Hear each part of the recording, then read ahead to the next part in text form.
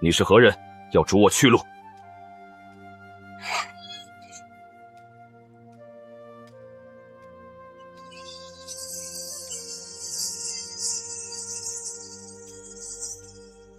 无伤剑，剑无伤。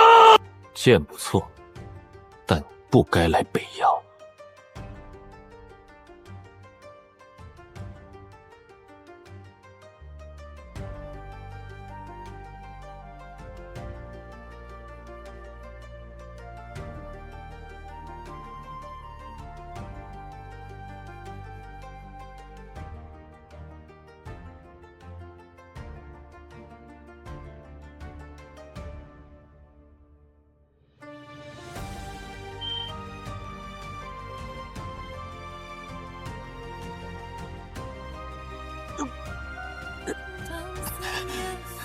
六弟，怎么不还手？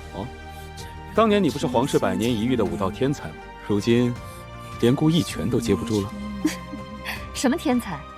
不过是红衣暗余孽，母族满门获罪，他能活着，你是父皇开恩。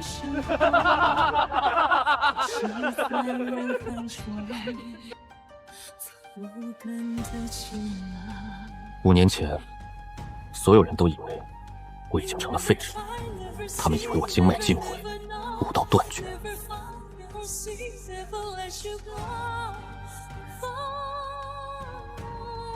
母妃，外母他们不会谋逆，孩儿去求父皇，孩儿去查清楚。青南，这宫里不是有理便能活，有时候真相太轻，权势太重。吃下它，此丹名为风脉丹，服下之后，你一身功力会尽数沉寂，经脉如废，根骨如毁。从此，天下人都会以为你再不能修武。母妃，你要孩儿做废人？不是做废人，是活下去。青南，你记住，龙困浅潭不是败，潜龙在渊只待风雷。今日你若锋芒太盛，必死在这宫墙之内。只有让他们觉得你无用，你才有机会走到最后。那母妃呢？往后的路你要一个人走。青南，别哭，帝王之家，眼泪救不了人。把今日的痛，今日的辱全都记住，等有朝一日乾隆出渊，再让这天下好好听你说话。活下去，替母妃，也替你外祖一家活下去。红衣案之后，六殿下算是完了。母族没了，母妃也没了，自己还废了。这样的皇子，活着也只是碍眼。帝旨：六皇子苏青南，母族涉红衣旧案，朝野议论难平。念其年少体弱，不宜久居京师。即日起封北凉王，前往北凉就藩，无诏不得返京。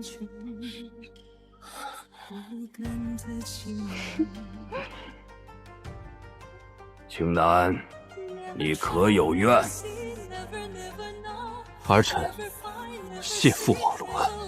母亲，孩儿要去北阳了。今日我以废人之身离京，来日若乾隆出渊，孩儿定倾覆一切。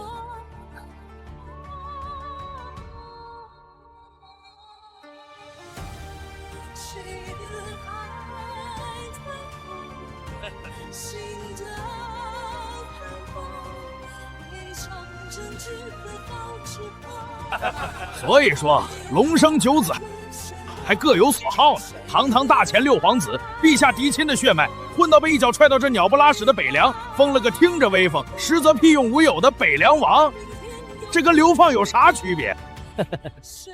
兄台只知其一，不知其二。听闻这位六皇子现在该叫北凉王了。年幼时也曾聪慧，颇得陛下欢心。可惜呀，外祖家牵扯进16年前那场红衣案，满门倾覆。他自己嘛，据说练功急于求成，走了岔子，伤了根基，从此武道无望。一个母族有罪，自身又成废人的皇子，留在京城岂不是碍眼？打发到这北凉苦寒之地，眼不见为净罢了。可不是嘛！我还听说，这位王爷到了北凉，整日就是闭门不出，要么就是带着他那几个歪瓜裂枣的菩萨，在城里闲逛，买些不值钱的破烂玩意儿把玩，半点正事不干。北凉匪患成灾，边关不宁，他可曾管过？我看啊，陛下让他来北凉，就是让他自生自灭的。可怜他那指腹为婚的未婚妻喽，听说还是中州什么大门派的仙子般人物，这婚约怕是悬喽。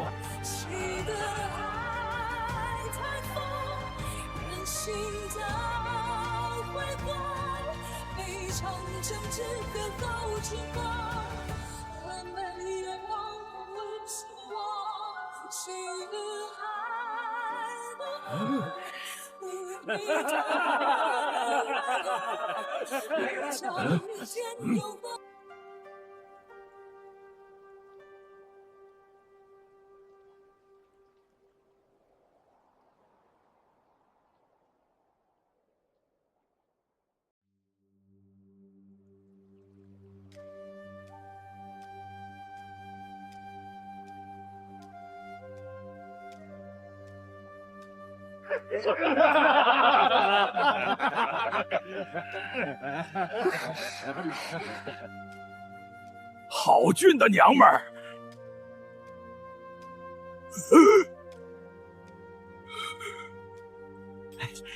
贵客光临，快请进，快请进。这天杀的鬼天气，楼上还有雅间，清静。不必。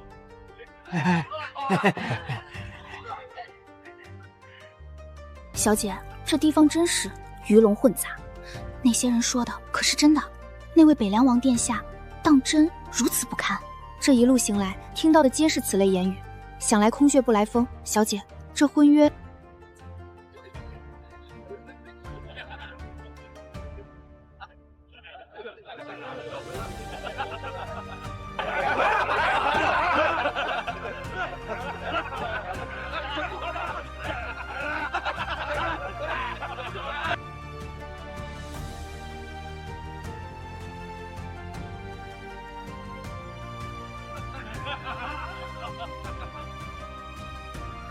这人的气度与喧闹的客栈，外面的风雪，与一切都格格不入。他像是一个误入此间的旁观者。北凉王算个球，不过是个失势的废物皇子。真正让老子心惊的是另一件事。凉州无伤剑，剑无伤，诸位可都听过？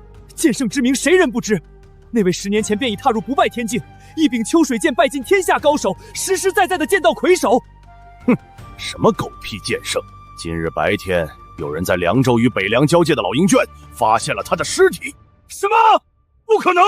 剑圣死了，千真万确，而且死状极惨。他那柄名震天下的无伤剑，被人一剑生生斩碎，剑柄不翼而飞。谁？到底是谁？谁能杀得了剑圣？莫非是陆地神仙出手了？现场残留的剑气，据说纯粹凌厉霸道至极，却并非已知任何一位陆地神仙的路数。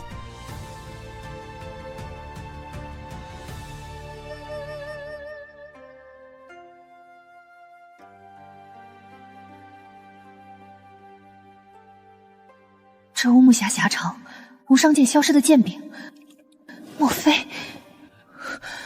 不可能！我在想什么？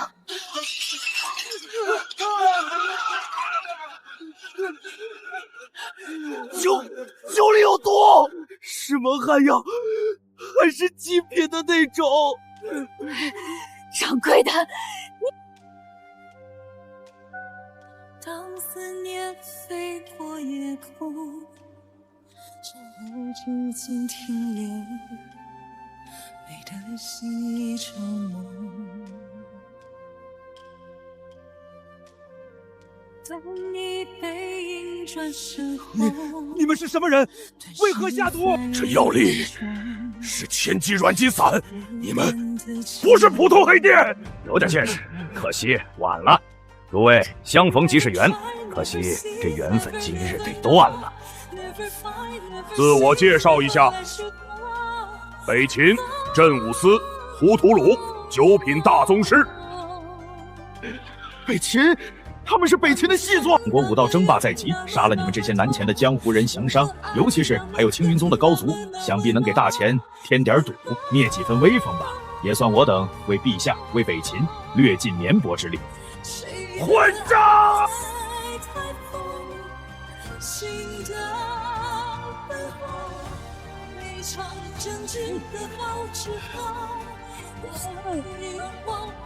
小姐，老奴拼死拖住他们，您速退。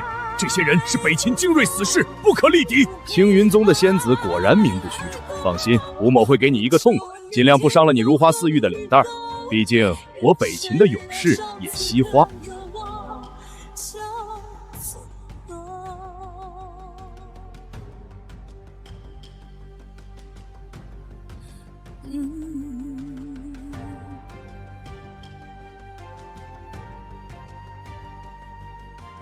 你倒是镇定，喝了加料的酒还能坐着。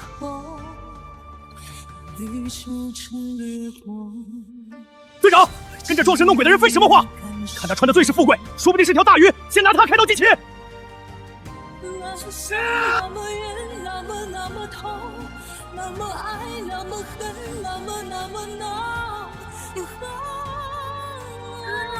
怎么动不了？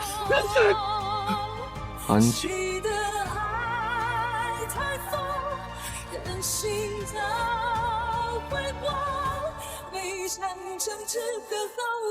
内劲外放，凝水成膏。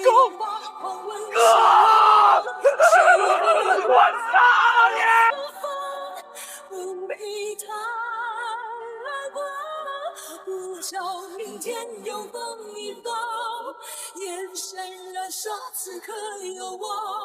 操阁下究竟是谁？我镇武司副司属马上就到，那可是入道玄境的人物。阁下若是能留下这个匣子，我可做主放你骑去，如何？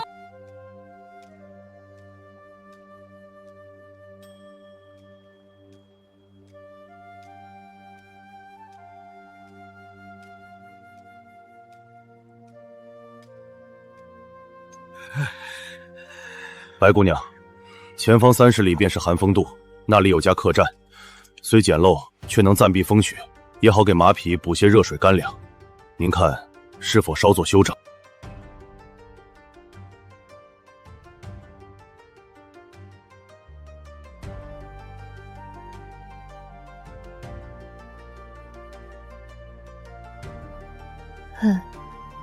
头儿，里面这位白姑娘到底什么来头？长得可真他娘的带劲儿，就是冷了点。这一路南下，兄弟们冻成冰坨子，她倒好，在里面暖暖和和。闭嘴！是不该问的别问。管好你直接派下来的，此次潜入大前，一切行动都听他调度，包括我。连秦副司您这等大高手都要听这位白姑娘号令？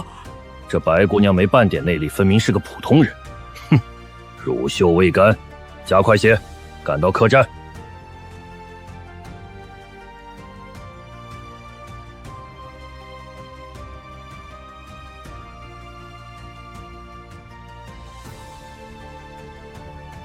乳臭未干，本姑娘堂堂陆地神仙境，这个姓秦的果然和她的名字一样蠢。哼！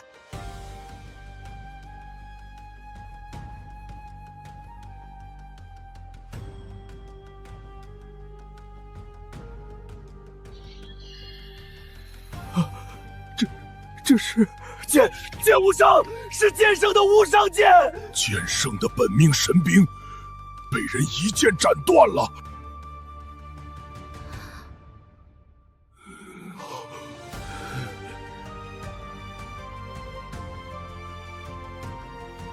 一剑斩碎无伤剑，抹杀不败天境剑圣的人，就是眼前这个戴面具的人。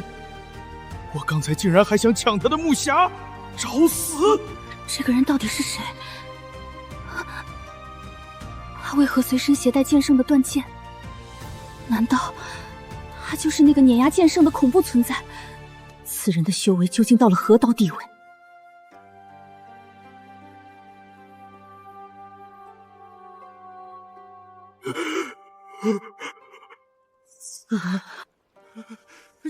前辈，晚辈有眼不识泰山，冒犯前辈虎威，晚辈这就滚，立刻滚，绝不敢再污了前辈的眼。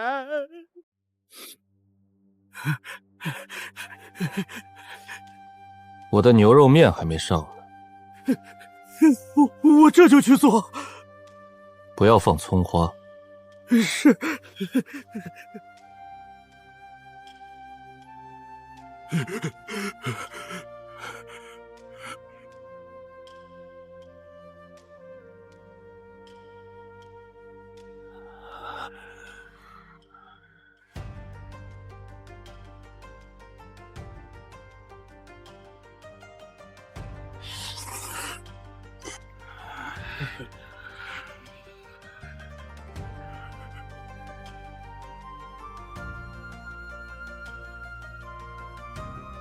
饱了。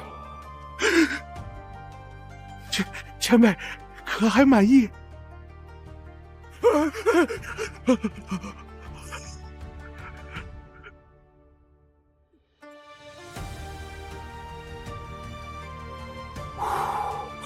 太好了，这煞星终于要走了。这股气场，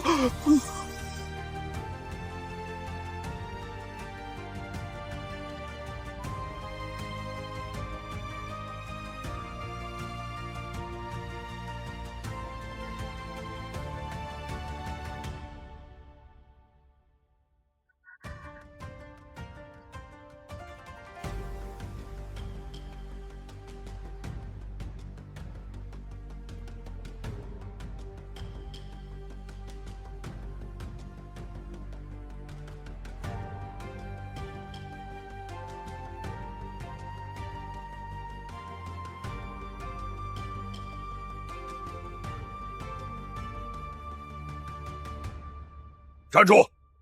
这些人是你杀的？好胆！杀我镇武司的人，今日你必须给本座一个交代。头儿，跟他废什么话？宰了他！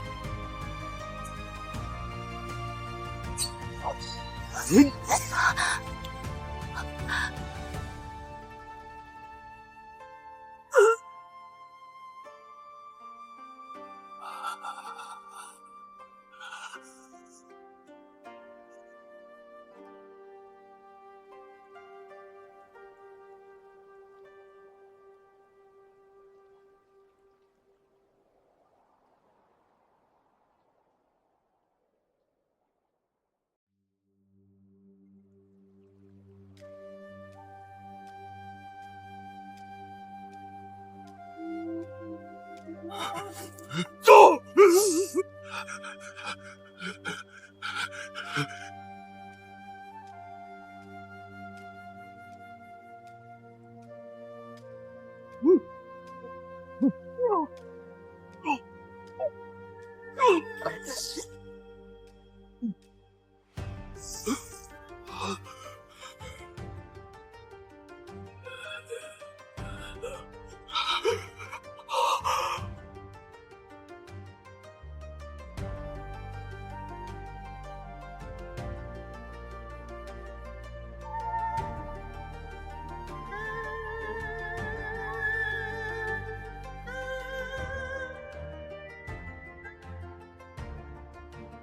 且慢。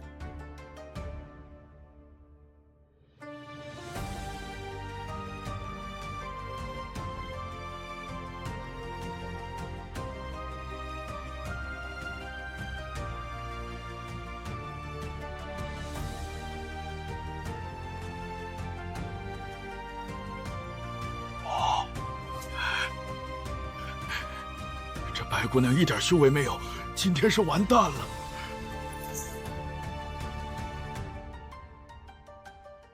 当思念飞过夜空，缠绕指尖停留，美得像一场梦。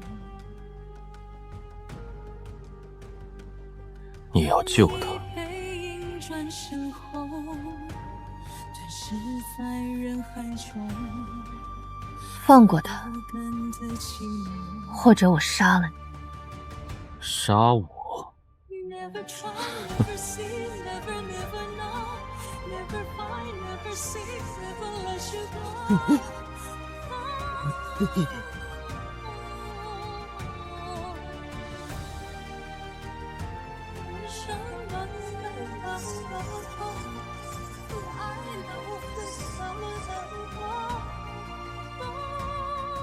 有意思，没想到这里还能遇到一个勉强能看的。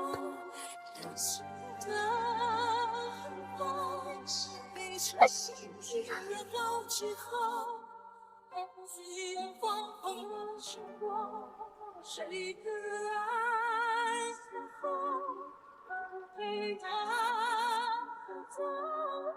就凭天有多迷惑，是燃烧的我一剑御凡，一搏破晓，这已是近乎于神仙的境界了。陆地神仙，2个陆地神仙，这怎么可能？这可是传说中破虚飞升的存在。这等传说中的人物，为何会出现在北凉苦寒之地？我究竟卷入了什么可怕的漩涡？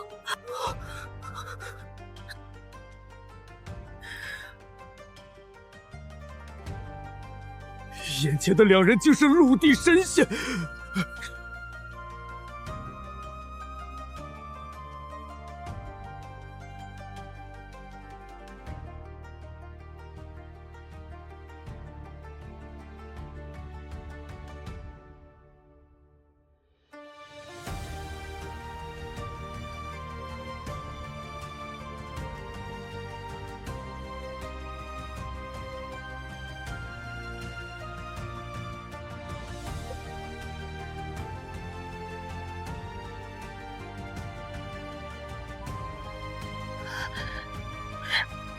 玄冰战破！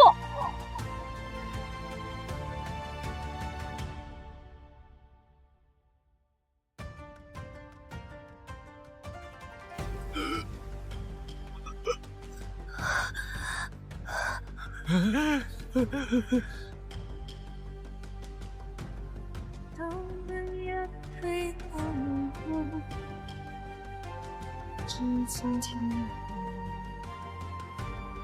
心去。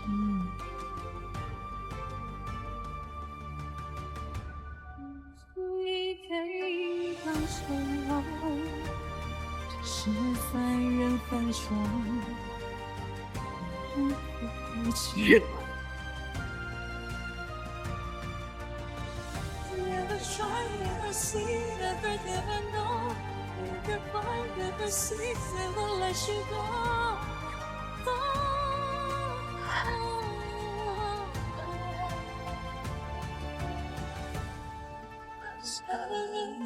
那么好，那么爱，又那么多。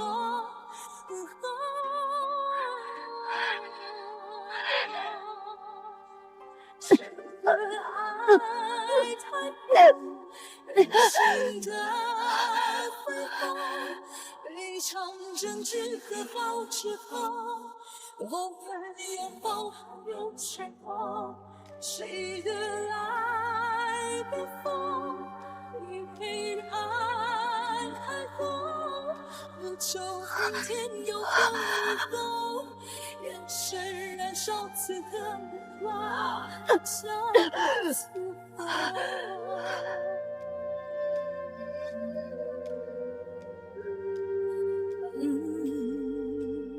寒冰道韵纯净剔透，已近乎本源，气血之中隐有异香，生机澎湃，远超常人。重伤之后，这异香更浓，难怪年纪轻轻便能踏足此境，原来是传说中的女妖。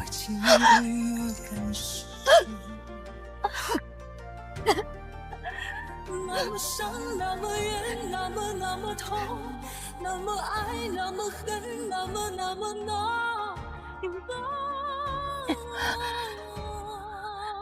完了，翻车啦！此人怎么一点不怜香惜玉？他怎么知道我是迷妖？难道要被带走当血库了吗？我还没给族人报仇呢。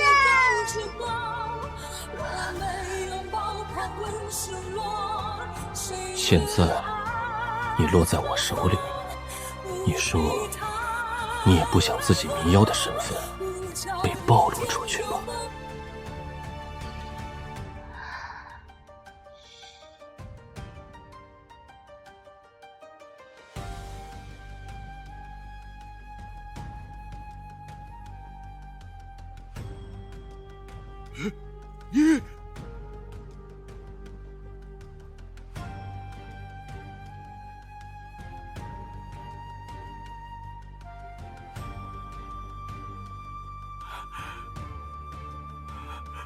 要么驾车，要么跟他一样。驾车，小人驾车，前辈饶命，饶命！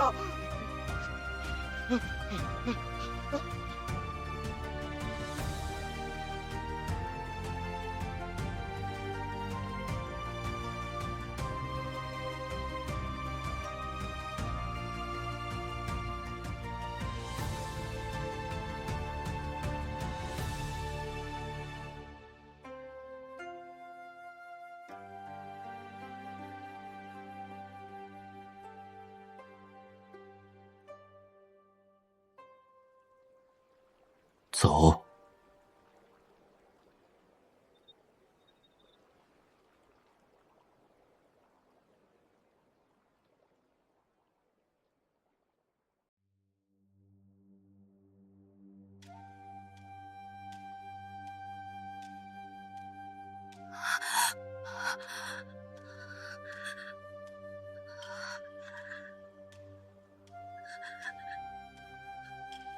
这等存在，那废人简直如萤火，比之皓月，心潮漾开。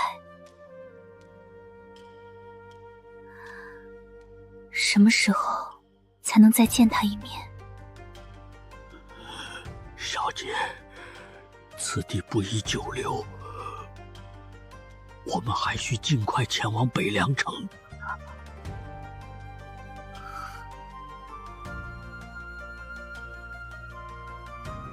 走吧。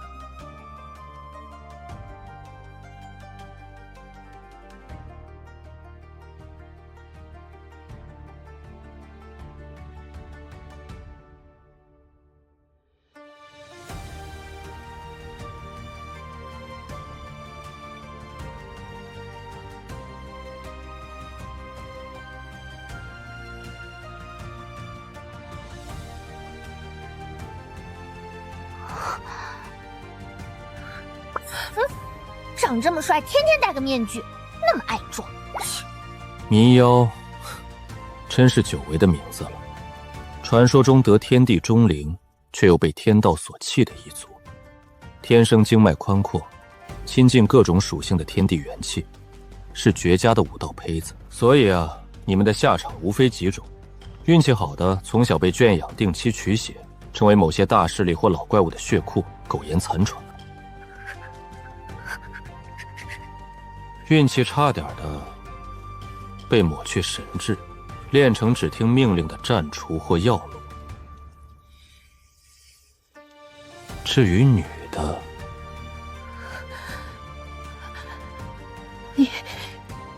你到底是谁？为何知道这些？我知道的远比你想象的要多。比如你们这一族并非天生地养，而是上古某个触碰了禁忌的宗门，以秘法融合异兽与人类血脉弄出来的失败品。再比如你们血脉中的异香并非无法掩盖，需要一种生长在极阴寒潭深处的明晰草，配合特殊功法才能彻底消去。看你的样子，显然是没用过，或者没机会用。哼，真爱装，还闭着眼说话，所以他怎么什么都知道啊？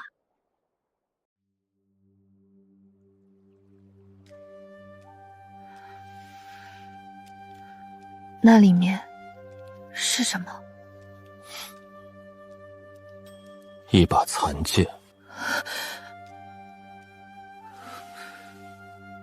凉州剑无伤的佩剑。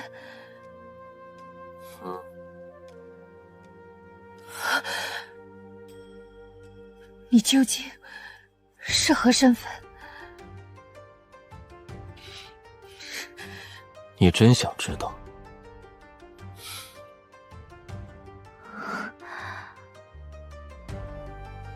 我姓苏，名青南，大前皇帝第6子，受封北凉王。北凉王，大前六皇子苏青南？不可能！传闻中，六皇子因外祖家获罪被发配，练功走火入魔，导致根基尽毁。是个终日闭门不出的废人，你怎么可能是苏青南？你说的那个废人，就是我。为什么不可能？就因为那些江湖上人人皆知的传闻。传闻说我练功走火成了废人，可我若真是废人，方才那柄血枪是谁拧的？木匣里剑无伤的剑，又是谁拿的？传闻说我懦弱无能，闭门不出。可我若真不出门，这北凉的风雪，边关的匪患，城中的百姓，又该由谁来管？虽然我也没怎么管。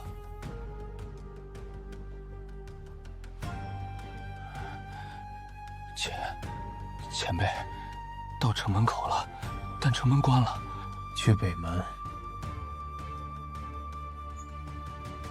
这是北凉，天下人口中的苦寒流放之地，竟是一座不夜城。直走，最大的府邸。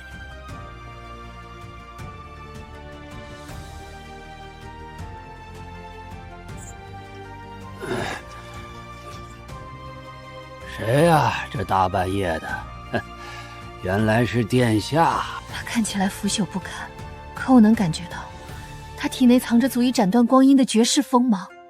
你这北凉王府到底藏了多少怪物？王爷，您可算回来了！这大半夜的风雪把我们担心死了。王爷，您可回来了？厨房的炭煨羊肉都热了3回了，新菇的杏花春也温着呢。王爷这趟出门辛苦，奴婢们备好了热汤，给您驱驱寒。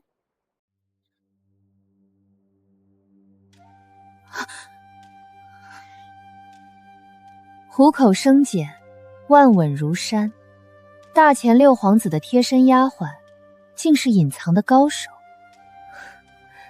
这位姑娘说笑了，在王府，奴婢们只是伺候王爷端茶倒水的粗人罢了。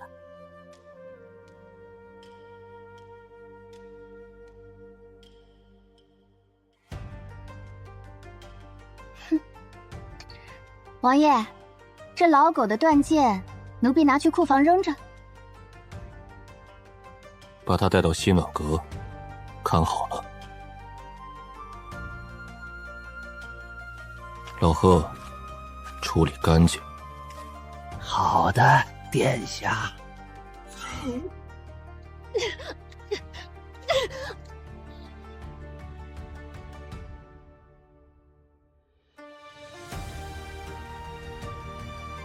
挑锤不兴波，扫地何吐纳。苏青南，你这北凉王府，连个扫地的杂役都是9品大宗师。北地鲜寒，下人们总得练点防身之功，免得被怕风雪吹跑了。姑娘，喝口热茶暖暖身子。王爷吩咐了，这西暖阁最是清静，您好生歇着。房顶一个，窗外一个，门外一个，3道绝顶高手的契机锁死这座暖阁。你们王爷真是看得起我。姑娘真是冰雪聪明，那您歇着，我先告退。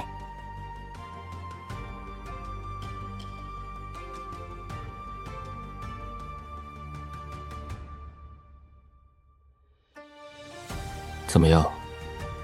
我这王府还住得惯吗？满府的怪物，深不可测的北凉王，你到底想做什么？没那么复杂，他们不过是一些无处可去或者不愿再去别处的人，恰好聚在了北凉，又恰好愿意听我几句话而已。别兜圈子了，你抓我来，究竟是为了什么？杀了我取血？你的血对我没用。那你……我比较好奇的是，你一个冥妖，而且是如此年轻就踏入陆地神仙境的冥妖，不在你们族中圣地躲着，怎么会跑去大前，还让北秦镇武司的副司给你当护手？不想说，还是不敢说？没关系，我有的是时间。不过，在你说之前，我们可以先做点别的。王爷，酒菜备好了。先吃饭。你穴道被封，气血不畅，久了伤身。我这府里的厨子手艺还行，凑合吃点。这王府的厨子手艺这么好，这包子看着好香啊！宁做撑死鬼，不做饿死鬼，开吃！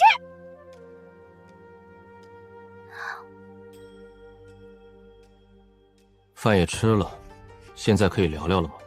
白姑娘，或者说，我该叫你白离。民瑶族千年不遇的冰魄玄体，3岁觉醒血脉，5岁踏入武道，10岁大宗师，20岁便已触摸到陆地神仙的昆坎。可惜你们一族藏身的玄冰谷，3年前被一伙神秘人攻破，族人死伤殆尽，只有你和少数几人在外历练，侥幸逃脱。逃脱之后，你隐姓埋名，与北秦某个极其有权势的人物达成了某种协议。北秦助你复仇，追查当年灭族的元凶，而你则用你的能力或者你的血脉为北秦效力。你怎么会知道这些？玄冰谷被攻破之事，外界绝无可能知晓，除非……别误会，攻破玄冰谷的不是我，也不是大钱。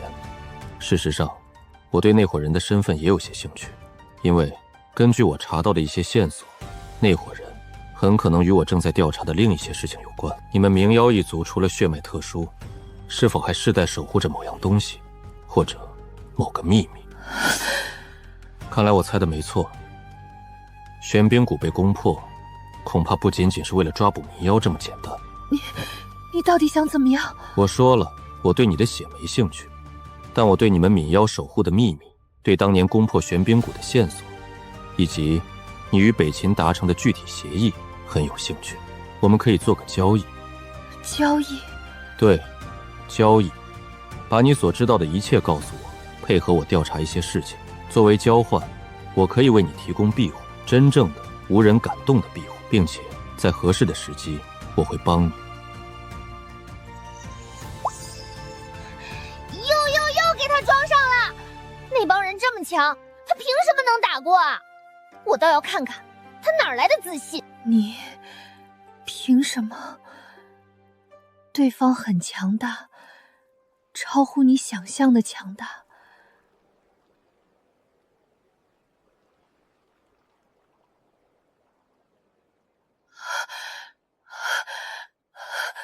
现在，你觉得我凭什么？好，我答应。玄冰谷确实不只是我们民妖一族的栖身之地，谷底最深处有一座古老的祭坛，祭坛之上供奉着一件东西，或者说是一块碎片。碎片？族中最古老的记载不详，只说那是仙嘴传下的圣物，与民妖一族的起源有关，必须世代守护，绝不容有失。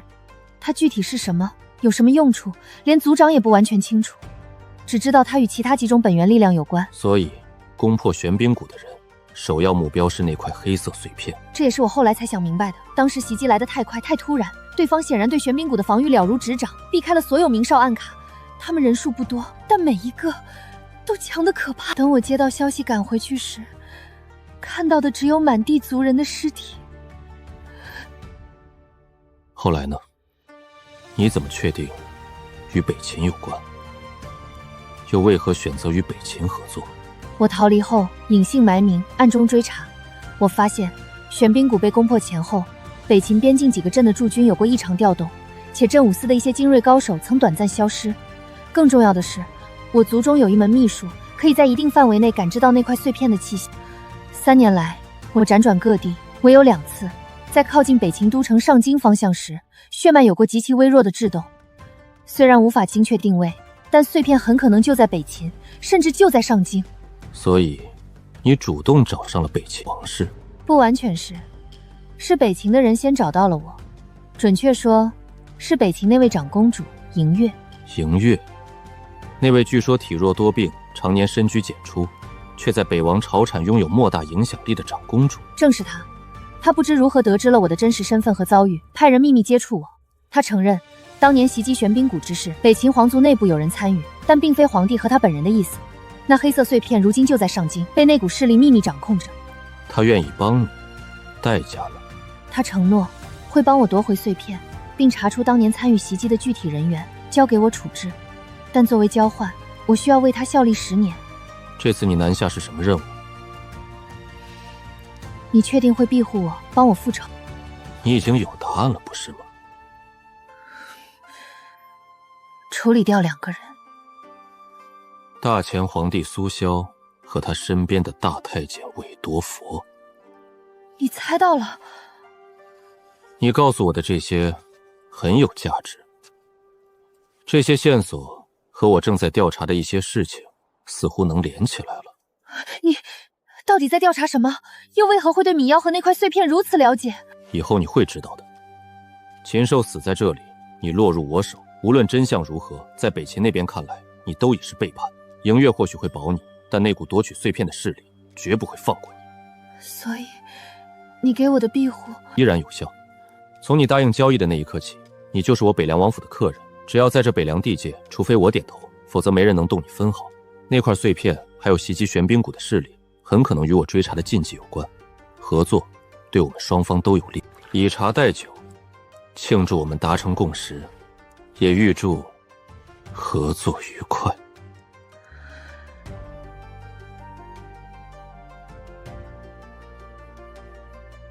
进来。王爷。何事？王爷，柳家那边的人递来的拜帖，青云宗圣女柳思雨明日辰时将正式登门拜会王爷，了结旧约。他倒是来得快。寒风渡一战，恐怕已经引起了一些有心人的注意。另外，京城那边好像也有几道目光投了过来，该来的总会来。既然都这么好奇，那就让他们看吧，看看我这北凉到底是流放废人的苦寒之地，还是能埋葬一切野心与算计的龙兴之所。属下明白。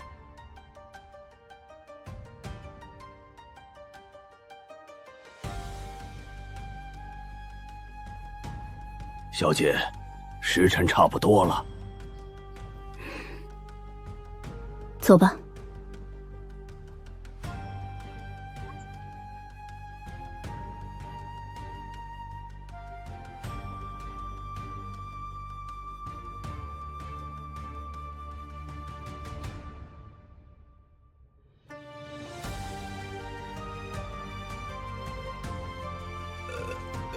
找谁啊？劳烦通传，青云宗圣女柳思雨依约前来拜会北凉王殿下。青云宗圣女？哦，好像是有这么回事。王爷说了，来了就直接进去，在正厅等着。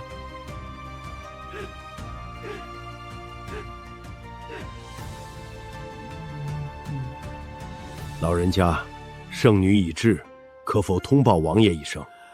王爷还没起呢，你们先坐，先坐。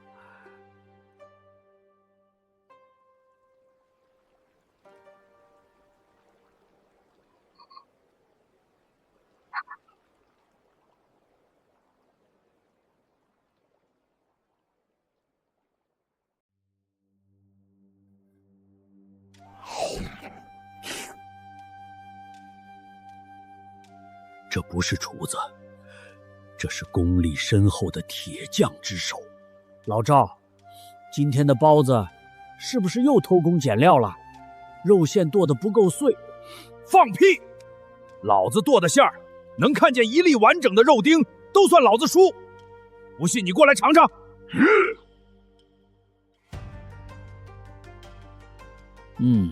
火候是到了，但这花椒还是放多了点儿，抢了肉香。这北凉王府处处透着诡异。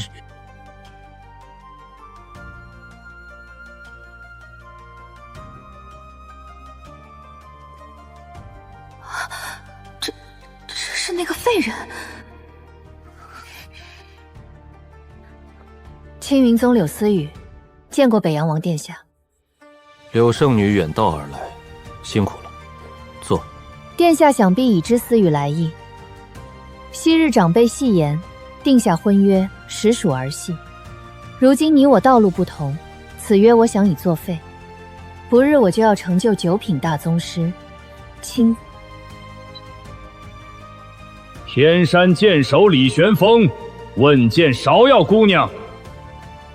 这等人物，怎么会突然出现在北凉王府？还指名道姓，要问见一个无名之辈。问见芍药姑娘，芍药是谁？啊！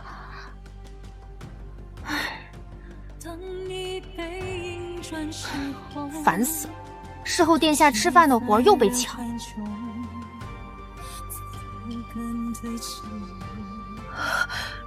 这身法，这怎么可能？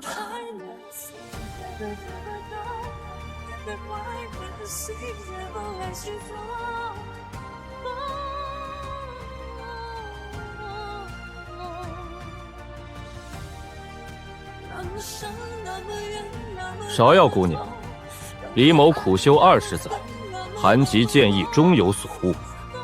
听闻姑娘曾于北境冰原一剑破去家师留下的寒玉剑碑，特来请教。李剑手，那都是多少年前的老黄历了。我当时就是路过，看那碑文刻得歪歪扭扭不好看，随手抹平了一下而已。天山剑派正宗之宝寒玉剑碑，蕴含天山剑道真意，坚不可摧。在这红衣侍女口中，竟然只是刻得歪歪扭扭不好看，还随手抹平。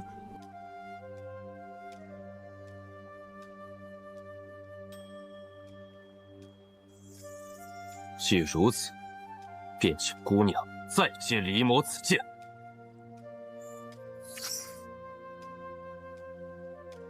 哎，李剑手，你这寒气有点凉飕飕的，我家王爷刚起，可别冻着了。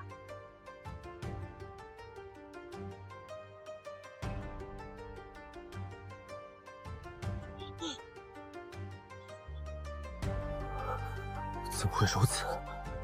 你他金刚地境，好！李某今日便以手中之剑亮一亮金刚地境的深浅。天山九剑，寒星坠。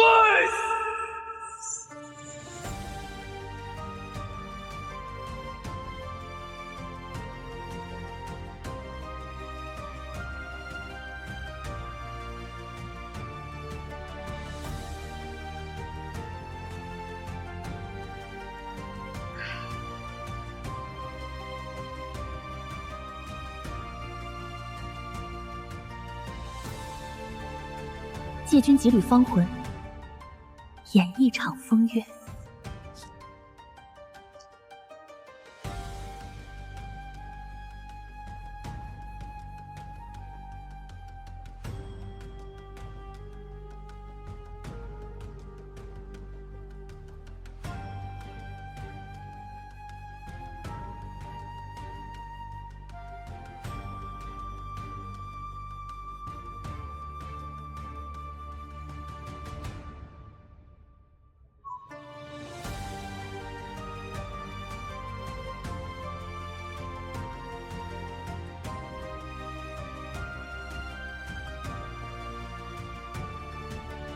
吴老鬼，你这徒弟剑意倒是越发纯粹了。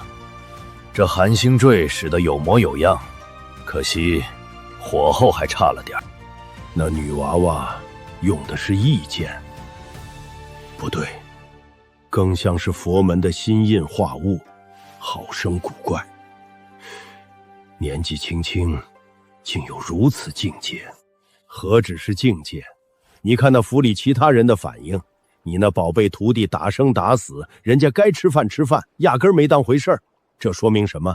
说明这种场面在人家北凉王府怕是司空见惯。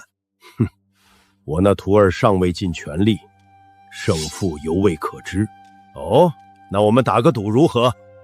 我赌你那徒弟撑不过一炷香，输了的人把那坛百年醉仙酿拿出来，如何？你倒是打得好算盘，那坛酒我存了30年，赌就赌，我赌玄风至少能与那女娃战成平手。哈哈，一言为定。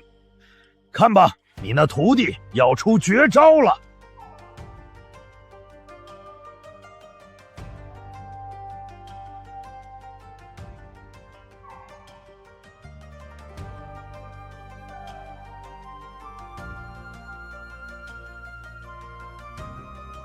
天山九剑，终极奥义，永继冰河。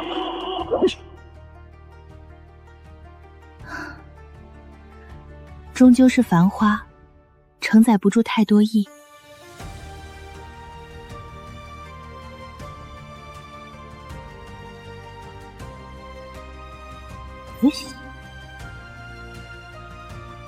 去。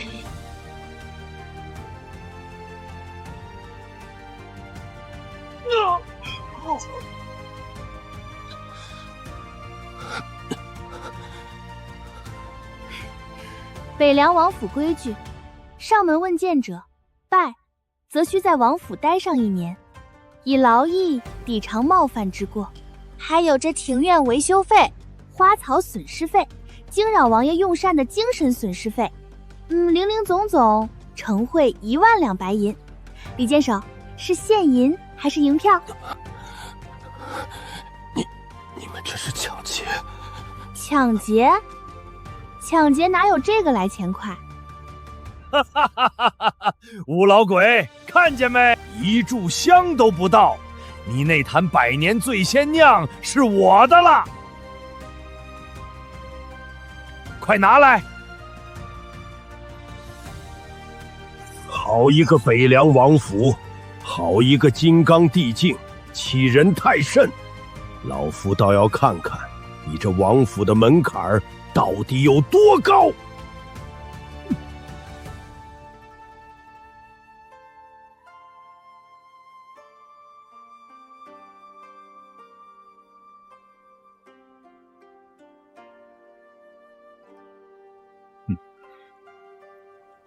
这吴老鬼拜10年了，脾气还是这么急。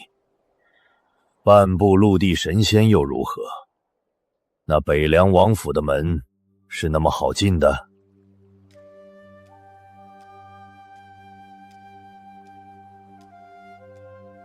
这等漠然姿态，简直狂妄！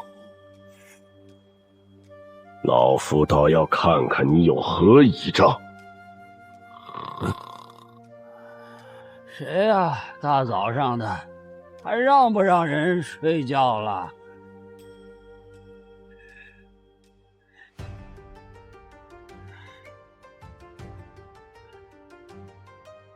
找谁啊？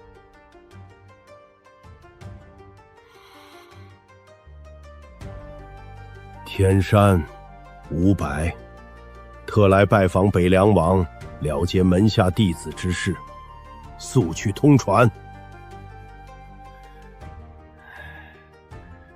扰人清梦，真没规矩。放肆！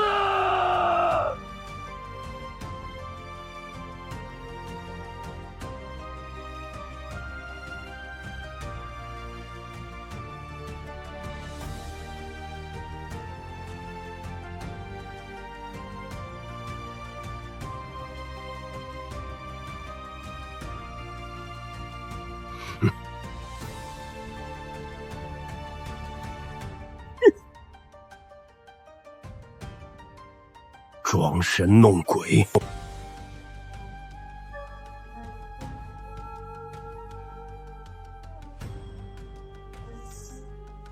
哎呦，差点摔死老子！这破路也不修修，差点摔死老子！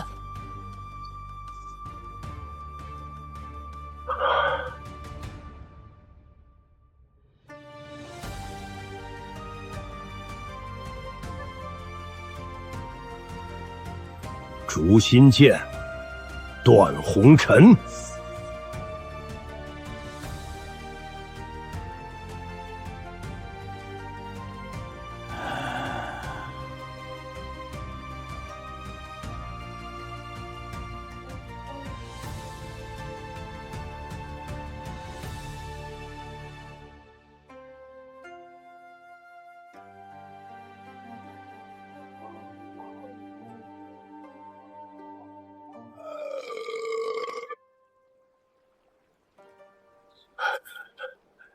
九极化剑意，隔生合天道。你是酒神贺知良，那个20年前一醉入陆地神仙，然后消失无踪的酒神贺知良。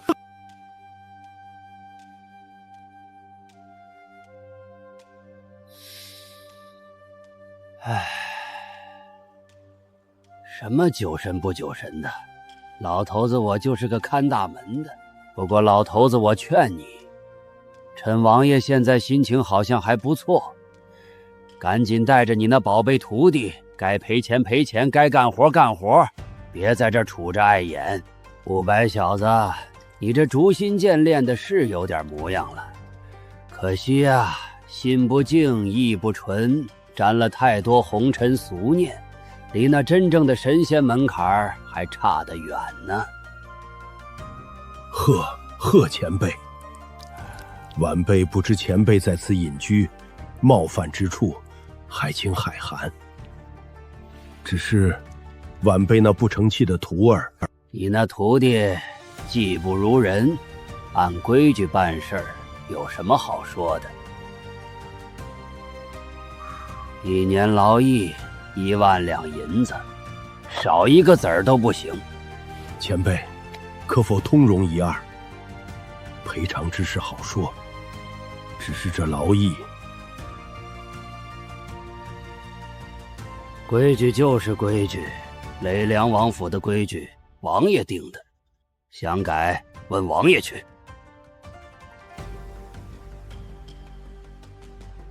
对了，你刚刚也战败了，承贿1万两白银。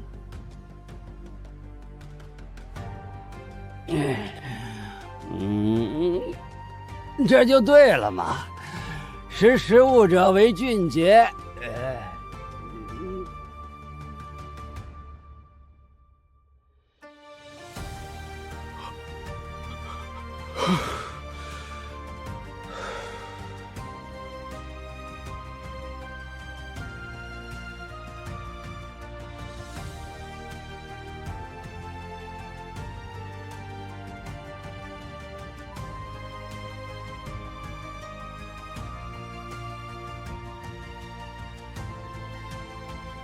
柳圣女，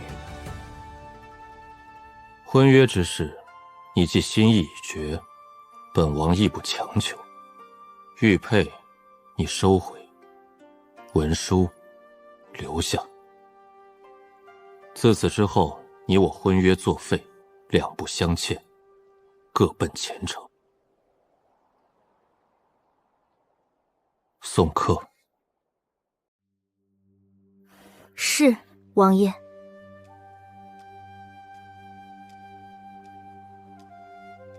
柳生女，请。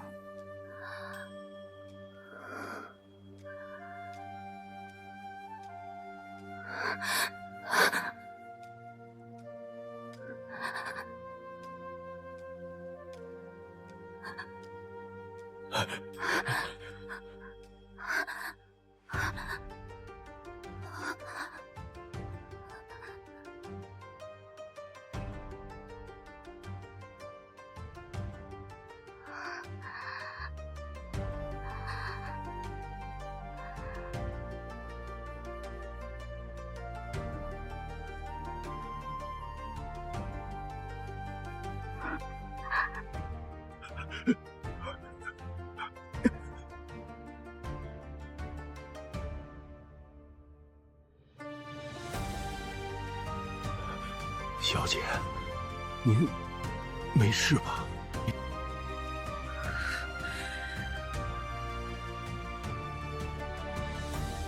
我没错，退婚是对的，必须退。他终究只是个被皇帝厌弃、流放北凉的皇子，被困在这宫寒之地。再多的奇人异事追随，也不过是偏安一隅，图个自保罢了。他的世界只有这方寸北凉，而我柳思雨的世界是广阔的江湖，是至高的大道，是青云宗，是未来的陆地神仙。我离开他，断绝这门亲事，是斩断枷锁，是解脱。我将走得更高更远，看到更广阔的天地。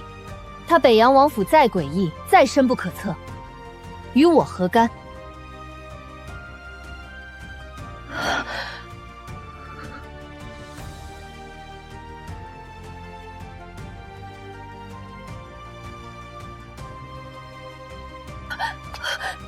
怎么会？这不可能！面具人带走了白姑娘，她现在却出现在王府里。难道说，她就是……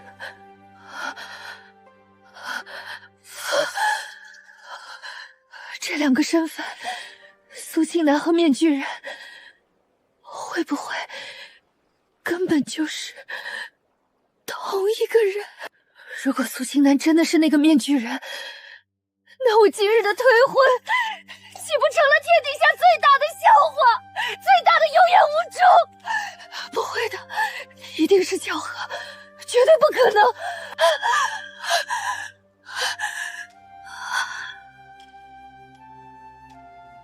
北地散人王恒特来拜会北凉王殿下，恳请一见。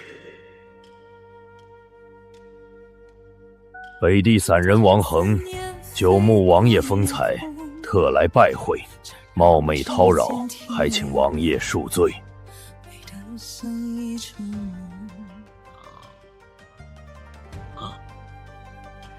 当你背影转身还，只剩残忍回去，不甘的情慕。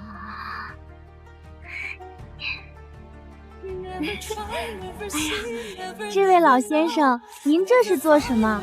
快快请起，我们王爷可受不起您这样的大礼。这位想必就是芍药姑娘了。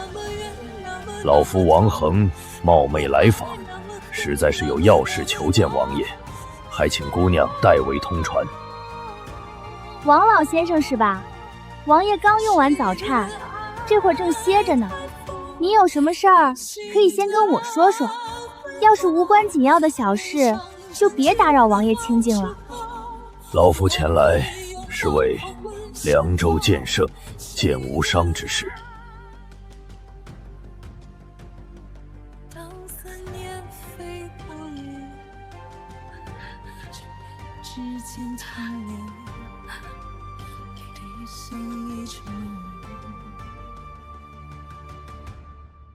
哦，剑圣啊，听说他让人砍了，这跟我们王爷有什么关系？老夫无意追究过往，只是剑无伤与老夫曾有数面之缘，如今他身死道消，老夫听闻一些风声，斗胆前来，只想求允老夫带回固有残剑。好吧，王老先生稍等，我去问问王爷。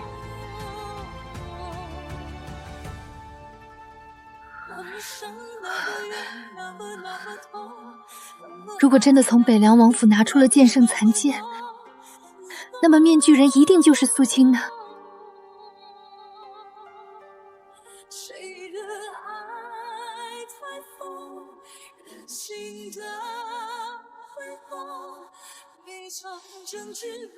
这就是那个匣子。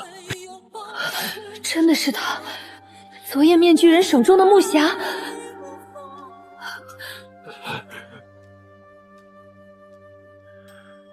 多谢王爷成全。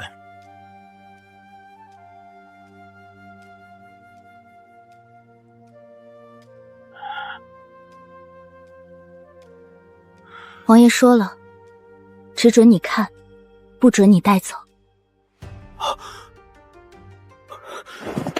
这是为何？老夫愿以重宝交换，只为带回固有残剑。王爷若嫌代价不够，尽可开口。这把残剑，王爷不会给任何人，莫说是神兵，便是拿整个天下来换也不行。王爷说了，你若真想带他入土，今正申时分来一趟大雪原寺。好吧。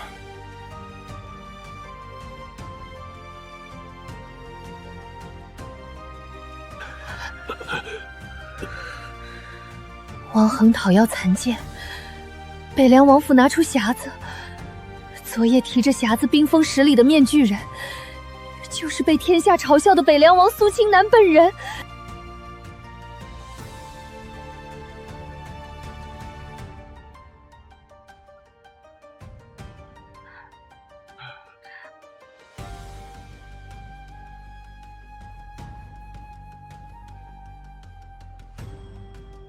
红尘纷扰，皆是过客。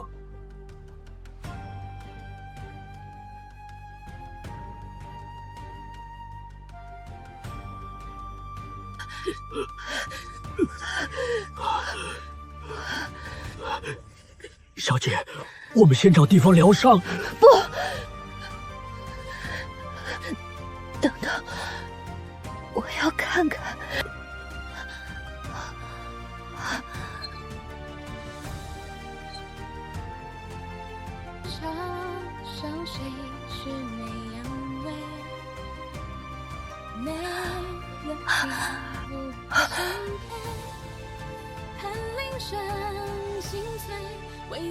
他要带着剑圣的遗物去哪儿？大雪原寺。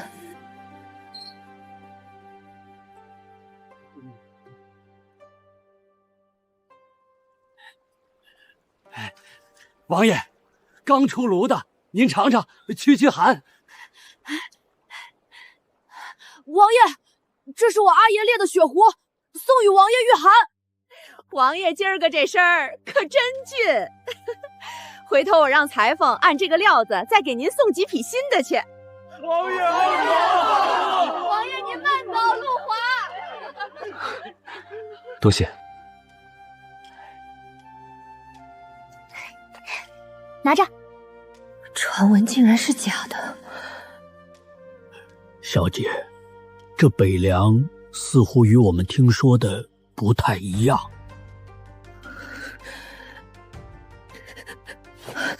跟上去。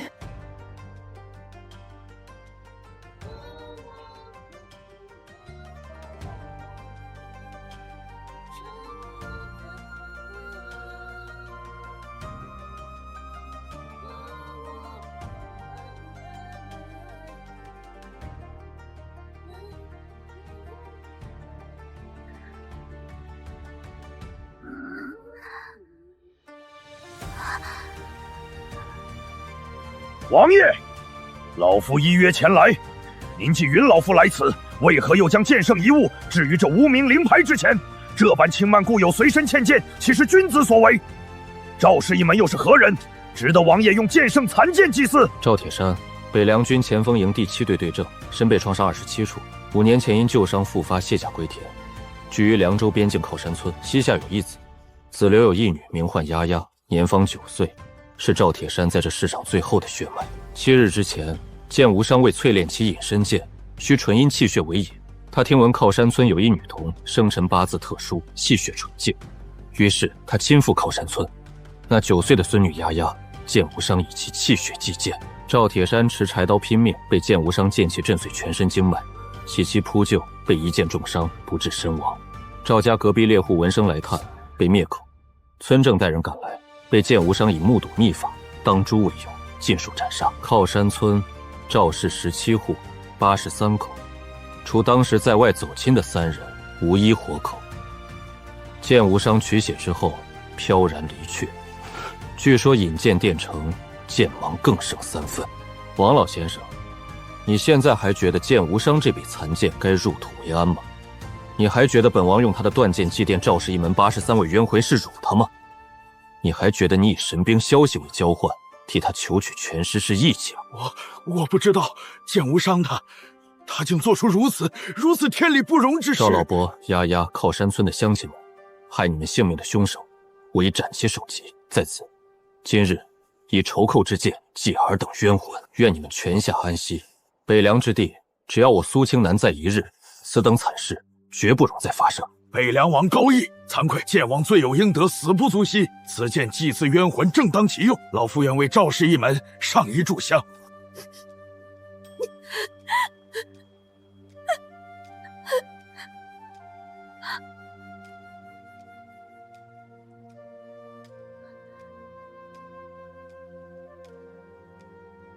你就算高义，但你隐藏了这么久，此番只要有心之人查证，就会知道是你做的。大前那些人知道你的实力后，定然不会放过你。为了那些平民，让自己置于危险，值得。他们不是民，是人。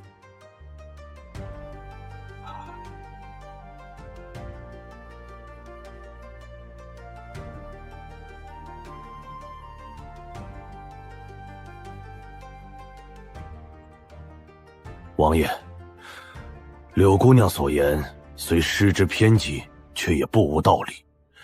您藏拙隐忍至今，必有深意。此番为赵氏一门出手，固然义薄云天，可一旦暴露，后患无穷啊！大前朝堂之上，那些人的心思，老夫略知一二。他们绝不会坐视北凉有您这样的存在。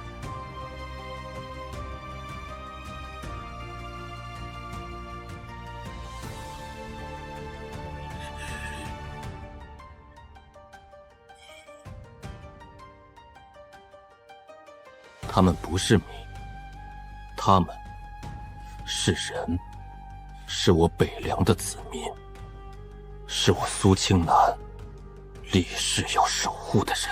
若连为他们讨个公道都要瞻前顾后、权衡利弊，那我这一身修为守着这北凉疆地又有何用？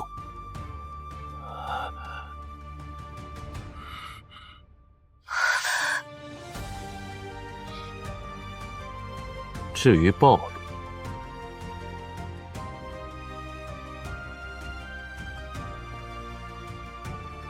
谁告诉你们，本王怕暴露？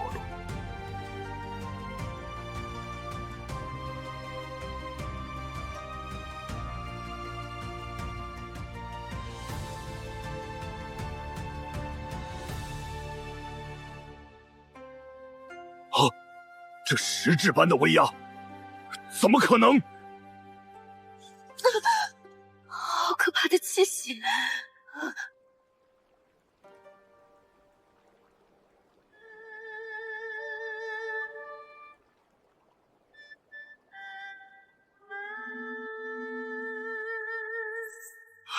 不灭天鹰，巅峰！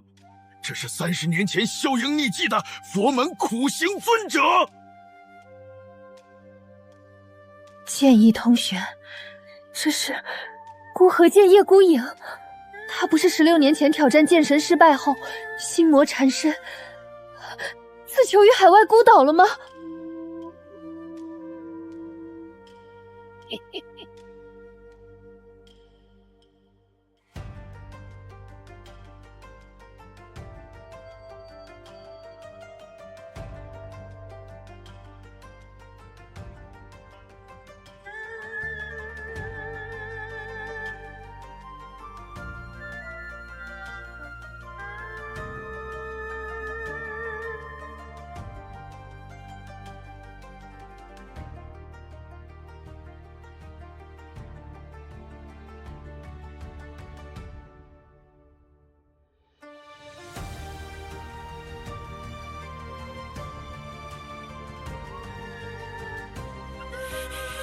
这般阵仗，实属罕见。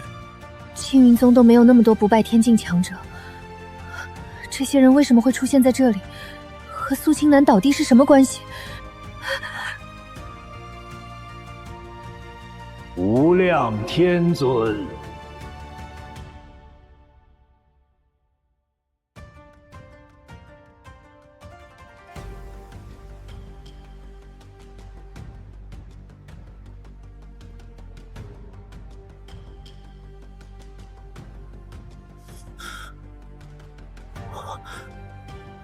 竟是陆地神仙清玄道长。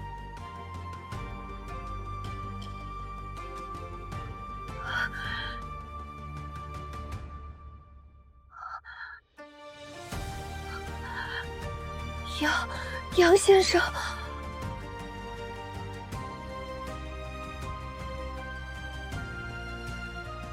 ，10位不败天境，3位陆地神仙，再加上北凉王，这等神仙阵容，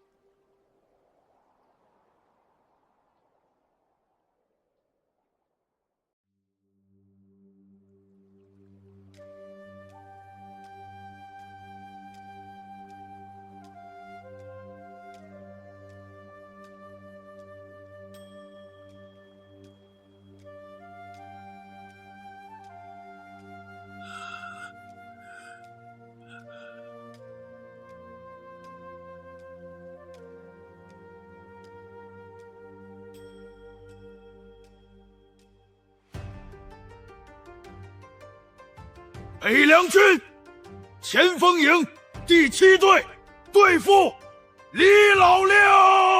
率残存弟兄23人前来祭拜对阵，祭拜靠山村的父老乡亲，敬礼。这军里没有整齐划一的动作，甚至有些滑稽和悲凉。但那股从骨子里透出来的铁血、悲壮与跨越生死的情谊，如同实质的冲击波，狠狠撞在每一个旁观者的心上。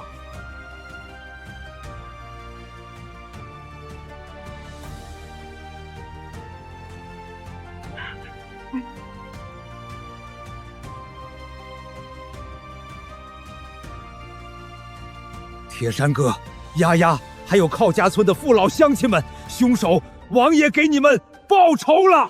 你们可以良没有忘记你们，我们这些老家伙也终于能闭上一只眼了。李叔，还有各位叔伯，天冷，风雪大，你们不该来的。王爷，我们得来看看铁山，看看丫丫，看看乡亲们，我们得替他们给您磕个头。李叔，不可。该磕头的是本王，是本王来晚了。15纵军称，80使得归。道逢乡里人，家中有阿谁？遥望视君家，松柏种累累。10几年前，本王初来北凉时，这里是什么样子？千里边关，10日9空。城池破败，田地荒芜，朝廷的粮饷、抚恤10城能到1城，便是皇恩浩荡。守在这里的，就是他们，就是这些15从军，一生都未曾归家，最终埋骨在此的北洋兵。当年北凉军最鼎盛时有8万，连年血战打没了，打光了，最后剩下的是800老兵，平均年龄超过60岁。800里防线10数座残城，就靠着这800白发老兵，拖着伤残之躯，拄着木棍石头，站在城头。没有粮，挖草根，啃树皮；没有甲，穿破袄，裹麻布；没有剑，削竹为子，烧石为弹。他们身后是荒村，守着的是被天下视为累赘的高寒之地。万里一孤城，尽是白发兵。直到本王来了，本王带来了种子、工匠、医者，带来了希望。本王重建城池，开垦荒地，整顿军备。本王向朝廷争，向世家讨，甚至自己去借去取。本王要让北凉的百姓有饭吃，有衣穿，有屋住；要让北凉的兵有甲胄，有利刃，有抚恤，有尊严；更要让所有为北凉流过血的人，老有所养，伤有所依，冤有所偿。赵铁山队正是最早卸甲的老兵，儿子战死，丫丫是他最后的念想，而剑无伤毁了这一切，所以他必须负责。他的残剑必须在这里谢罪，这就是本王的北凉，这就是本王为何在此。王爷，老师带铁山哥，带所有死去的弟兄，带北凉的百姓，谢谢您！北凉有王爷是我们的福气，我们这些老骨头还能为王爷、为北凉再站一把岗。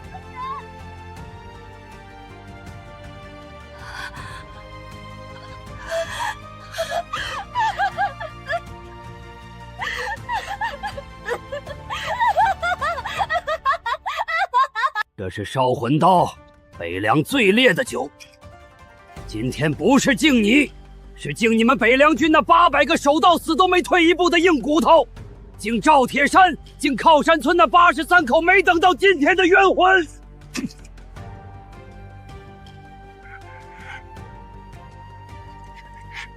铁山哥，有位大人给咱们送好酒来了，最好的酒，你们闻到了吗？红尘万丈，气节千秋，此心此志，可动天听。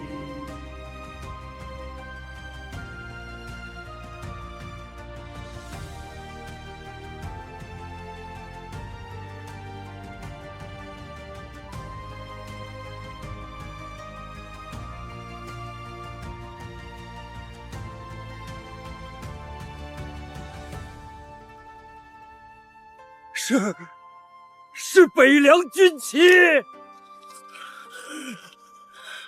秦帅，是秦武帝秦大帅。王爷，末将秦无敌奉命集结北方新军10万，并悬甲铁骑8000，已于北方城外30里洛英原列阵完毕，请王爷示下。苏庆南竟不声不响练出10万新军，还拥有8000悬甲铁骑。他掌握的庞大力量足以与朝廷分庭克领，他到底想干什么？诸位，今日我们在此祭奠赵铁山对证，祭奠靠山村83位乡亲，祭奠所有为北洋流尽鲜血的英魂。酒敬过了，剑也在此了，但这还不够。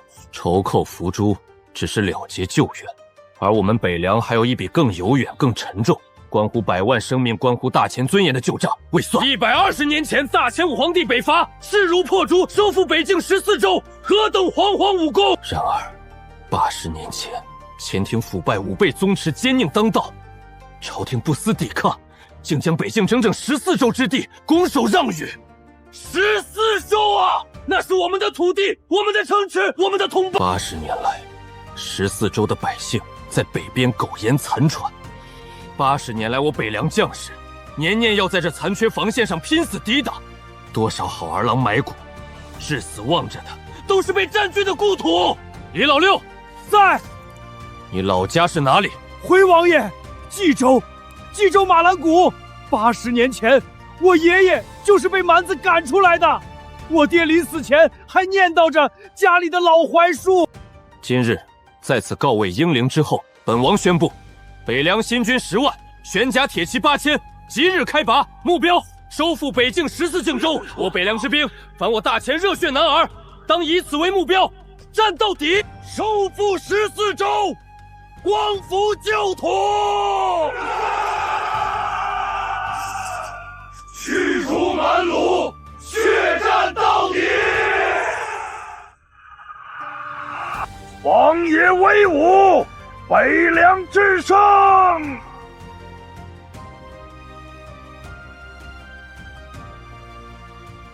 善，此乃大义之举，功在千秋。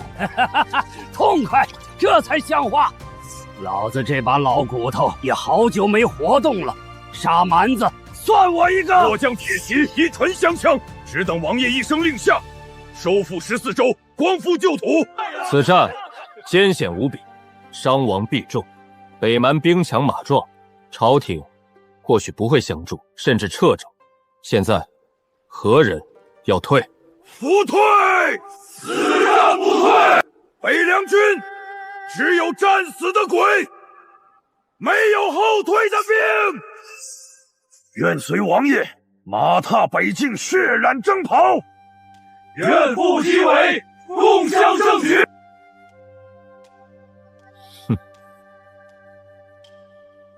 满堂花醉3000客，一剑霜寒14州。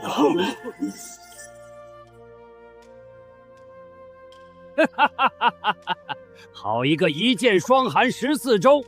王爷这话合老头子的胃口，这趟北行算老头子一个。老子倒要看看，是北蛮的骨头硬，还是老头子的剑更利。秦将军，末将在。说你即刻返回洛英原大营整军战，3日后辰时正刻，大军开拔，兵发幽州。诺。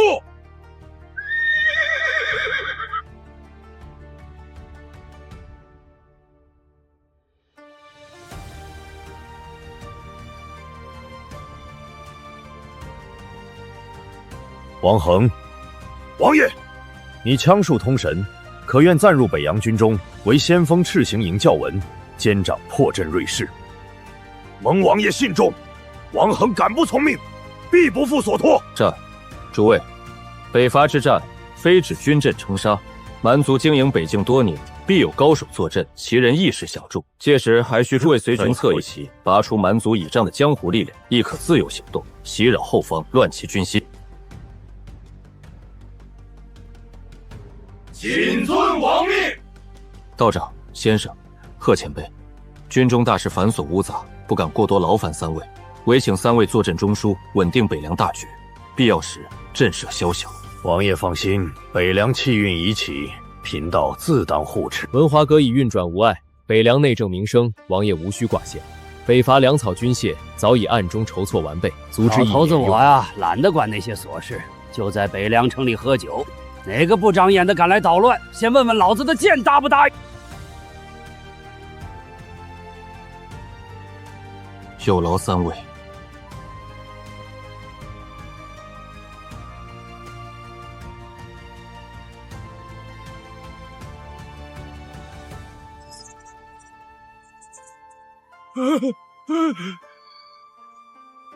赵对正、丫丫、靠山村的乡亲们，还有所有在北境沦陷中死难的同胞，你们的血不会白流，你们的冤不会永沉。待本王携北凉儿郎踏破贺兰山阙，光复14州故土，此事天地共鉴，风雪为证。一别之间，风险免我人力发黄针，踏碎云霄，又葬下了天。我离恨间，天笑死去，沧海落扶摇，万古梦飞，涅槃而后。眼前火烧云烟，恨天灭地聚烧。若寂寥，世间生与月颠倒。我履尽覆江潮，难随萤火自飘荡，此生城内万民沸腾，无数青壮在征兵处排起长龙请求投军，妇孺们在街边赶制冬衣，商会一车车粮秣正络绎不绝运往北方，整座城市如同一架苏醒的战争机器。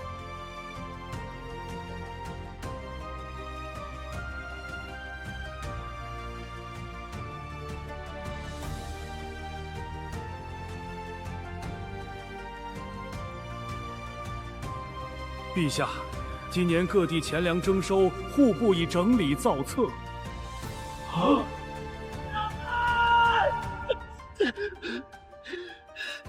报800里架旗，北凉军报！陛下，北凉王苏清南3日前于大雪原寺当中以剑圣残剑祭奠北凉亡魂，并宣告天下：北凉10万新军，8000玄甲铁骑，已誓师北伐。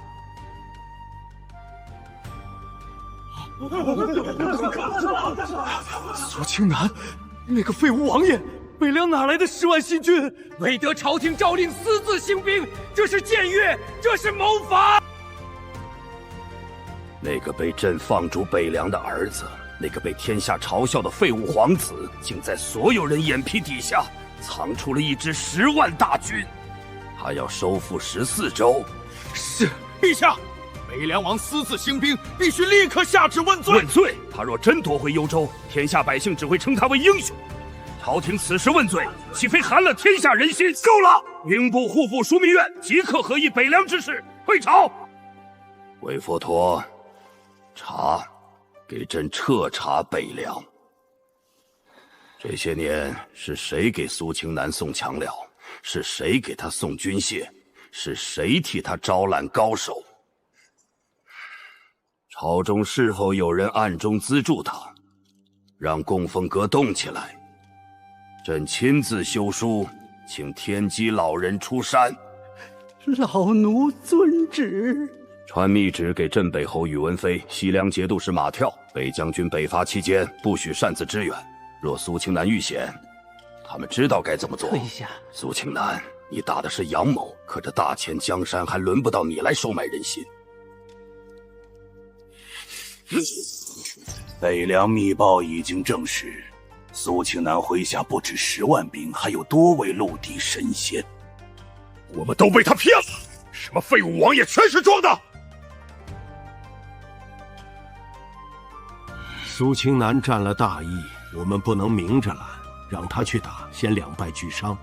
我们只需要让他的内部出点问题，再让江湖人去试试深浅。北凉军中必将周通、王府采买管事，还有青云宗圣女柳思雨，就是最好的一把指导。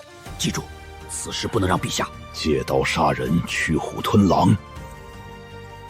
我明白了。前帝请天机老人出山。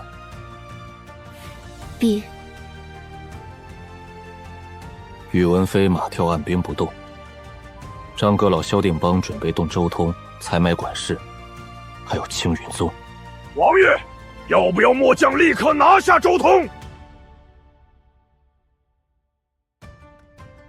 不急，棋子只有动起来，才知道背后牵线的人是谁。传令王恒，先锋再放30里，凡行迹可疑者，先擒后审。另外，给青云宗送一句话：谁敢在我身后递刀，本王先踏平谁的山门。王爷英明，属下这就去办。启奏陛下，北凉王苏青南已誓师北伐，10万新军，8000玄甲铁骑，麾下已有多陆地神仙。前帝那个被放房的儿子，前帝真是生了个好儿子，把一把刀丢到北凉，竟磨出了一柄凶器。传令黑冰台，严密监视北凉军，边境各军提高戒备，不得擅动。另派密使一路去北蛮王庭，另一路去北凉。禀王爷大帅，王恒将军一地野狼峪口，发现小股北蛮探马，已清除。王将军请示，是否抢占两侧制高点？准。令王恒天黑前肃清峪口，站住山基，中军加速，入夜前通过野狼峪。王爷，野狼峪地势险要，恐有伏兵。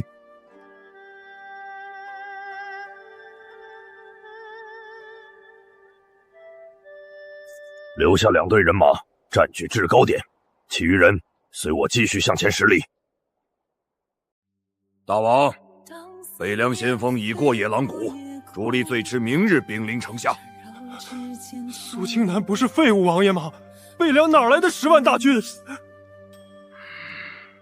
废物！能战剑圣、暗恋10万兵的会是废物？前国人最蠢的地方，就是喜欢自毁城墙。传令坚壁清野，征发城中青壮上城协防。飞鹰传书王庭，请求增援。大王，派人秘密联络镇北侯和马跳，他们会帮我们。前帝比我们更怕苏青南，只要利益足够，他们就算不帮，也会坐视北凉和我们血拼。苏青南想收复幽州，本王倒要看看他有没有这个命。幽州守军约5万，城中已开始坚壁清野。镇北侯西凉暂未变动，青云宗方向暂无反馈，我军粮草充足，士气高昂。传令全军休整1夜，明日4时饱餐战饭，兵发幽州城下。末将领命。第一战要打出北凉的威风。告诉乌姆罗，也告诉天下人，北境14州，我苏青南来收了。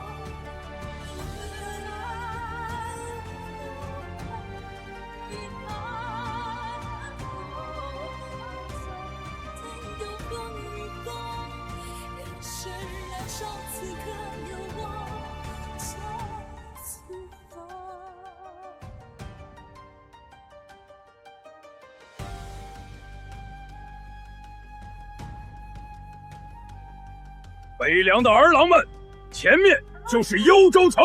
80年前，我们的祖辈在此流血，我们的姐妹在此蒙难，我们的土地在此沦丧。今日随本将夺回它！全军出击！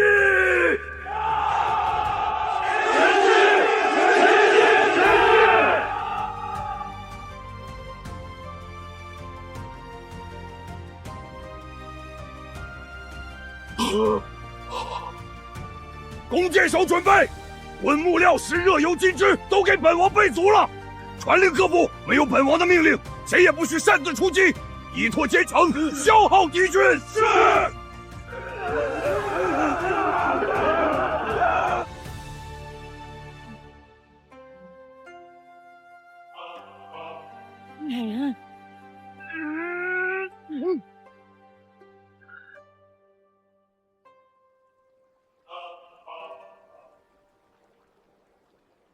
北蛮南院大王雾墨尔以及幽州城内的将士百姓听着，本王大前北凉王今日率王师至此，只为光复故土，解救同胞，驱逐尔等蛮夷。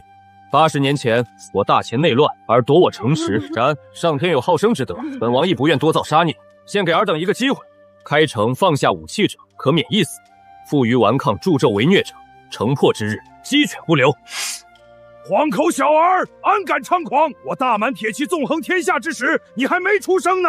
想要幽州城，有本事就来攻，看是你北凉儿郎的头硬，还是我幽州城墙坚。放箭，给我射死这个狂妄的！举盾！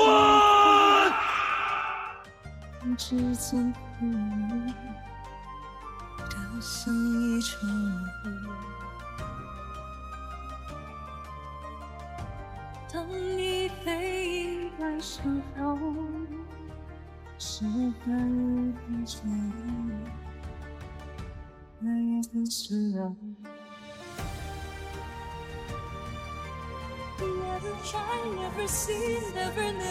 天地之力，他在引动天地之力凝聚兵器，这至少是天境，甚至陆地神仙。那么伤，那么远，那么那么痛，那么爱，那么恨，那么我。第一剑。谁的爱太疯，心的温柔，一场真挚的抱之后，我曾拥抱后不沉默。谁的爱不疯，谁的爱很多，第二剑。是感受自己的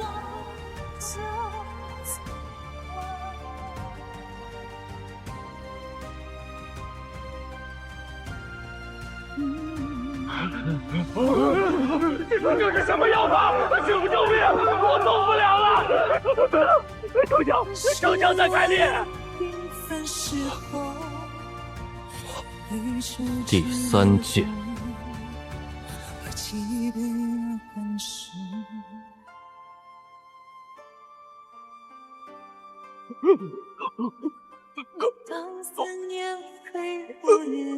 保护大王！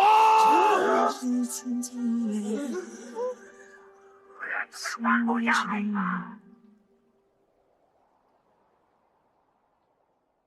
当你背影在西头，于是在人海中，不敢挑衅。Never try, never see, never know, never find, never seek, never let you go.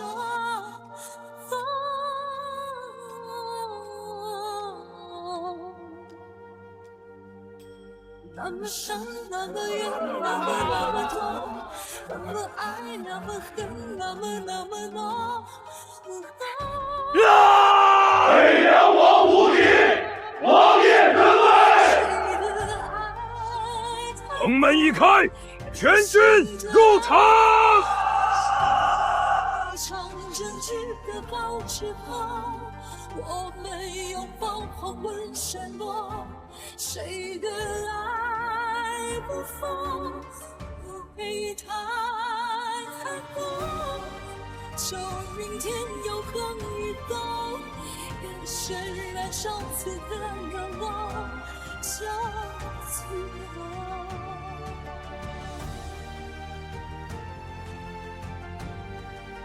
残余的北蛮士兵胆魄早已被击溃，纷纷弃械跪服。被强征的汉人青壮茫然地站在街边，看着甲胄鲜明、军纪严明的伪良军经过，全场弥漫着战后的肃杀。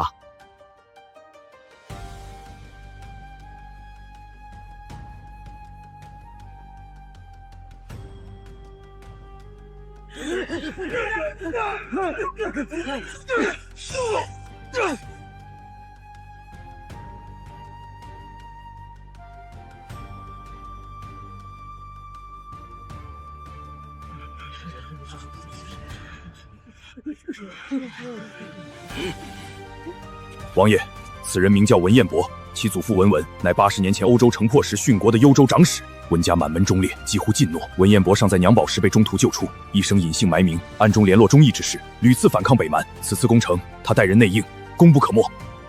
草民文彦博拜见王爷，80年了。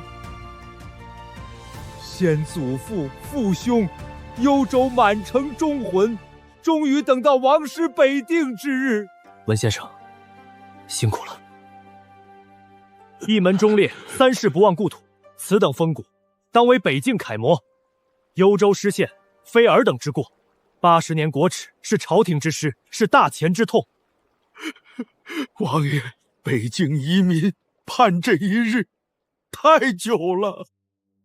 幽州已复，今日之后，此城重归北凉，过往之事，首恶已诛，胁从可料。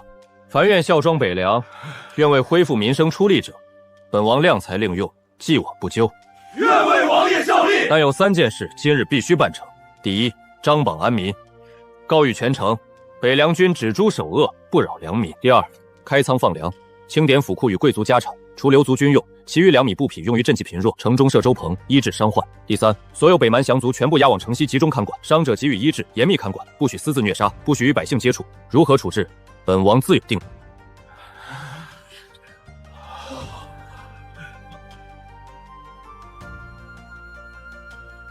末将领命。草民愿为王爷奔走，安抚城中百姓。文先生久居幽州，又暗中联络北境忠义之士，依你之见，幽州既失，北蛮王庭会如何应对？王爷，幽州失陷，北蛮王庭必然震动，但北蛮主力多集中于王庭周边，南线兵力并非铁板。乌木尔一死，其所属部族必定大乱。臣以为北蛮第一步必会固守燕山关、朔州等地，同时遣使质问前庭，联络北秦，对王爷施压。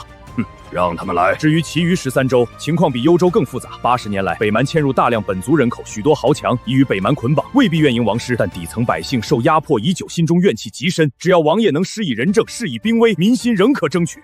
说得好，城池可以一日攻下，民心却不能一日归附。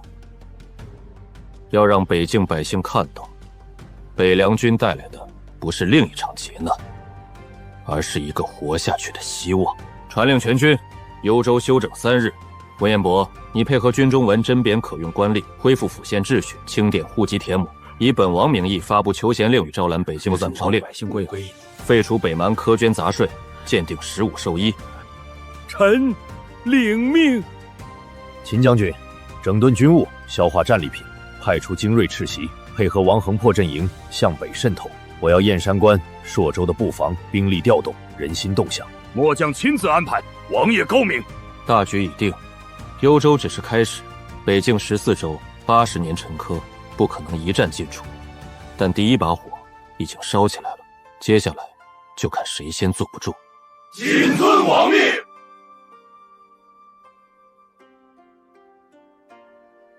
王爷，雪大了。吕少，你说，幽州的雪和北凉的雪有何不同？北凉的雪更急更烈，像刀子；幽州的雪落得倾斜，却更冷。因为这里的雪压着80年的亡国恨，压着无数没有名字的尸骨。但雪终会化，春天总会来。我们要做的就是把这片土地上积了80年的冰雪一寸一寸扫干净，让幽州，也让整个北境重新见到故国的春光。当思念飞过夜空，缠绕至今听我。等了你们一晚，终于来了。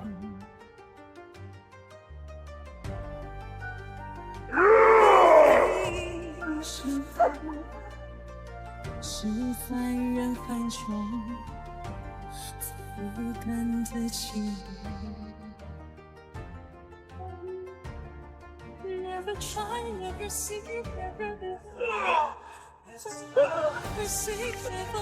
拖下去，把他们知道的一切全部挖出来。北蛮好大的手笔。王爷，都办好了。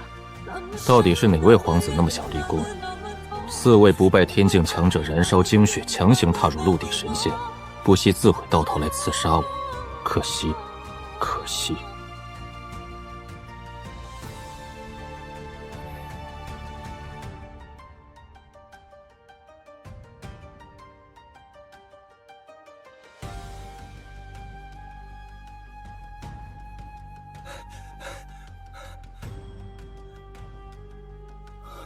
禀王爷，南门守将来报，城外出现钦差仪仗，为首者自称礼部右侍郎杜文渊，持圣旨与枢密院文书，要求入城面见王爷。昨夜刺客刚至，今日朝廷钦差便到，这时间衔接的可真够巧。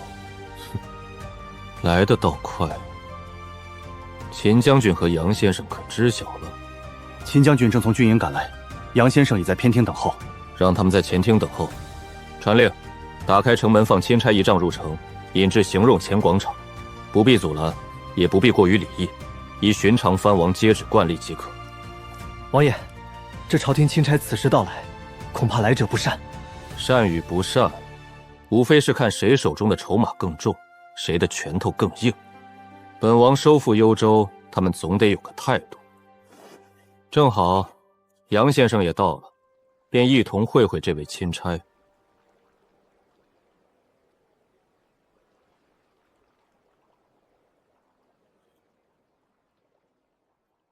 不必多礼，先生一路辛苦。王爷以雷霆之势定幽州，用其这点路途奔波算不得什么，恰逢其会罢了。钦差将至，诸君有何看法？王爷，末将以为，朝廷此时派人前来，无非几种可能：告诫、安抚、探查，或与昨夜刺杀有关联。秦将军所言皆有可能，但以用及对朝廷和张阁老的了解，杜文渊此来首要目的并非问罪，而是定调与设限。朝廷不敢明面否定王爷收复故土之功，核心在于通过圣旨将行动定性为擅起边私，同时以降报朝廷等理由束缚王爷手脚，为后续制衡埋下伏笔。杜文渊是张阁老的棋子，派他来既显重视，又避免激化矛盾。若昨夜之事真与朝廷有关，他或也负有暗中观察之责。先生动若观火，既如此，我们便按先生所言，见招拆招。秦将军军务不可松懈，杨先生，稍后便与本王一同会会这位杜侍郎。是。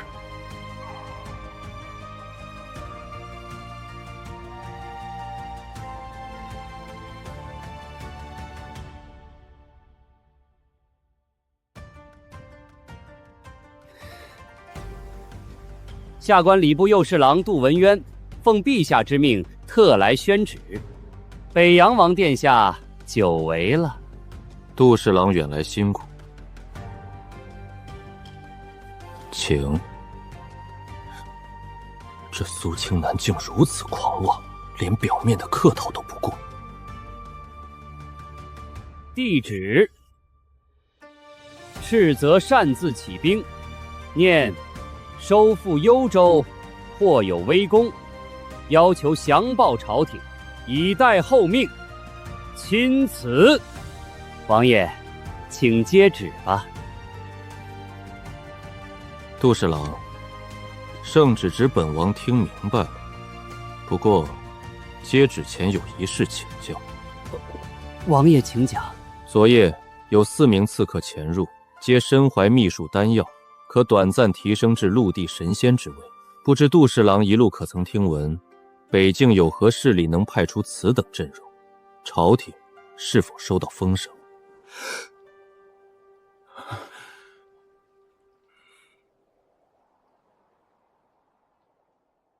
竟有此事，下官离京未闻，王爷可安好？刺客可曾擒获？有劳挂心，本王无恙。尸首送与麾下一位善料理的前辈研究了，想必此刻该吐的都吐干净了。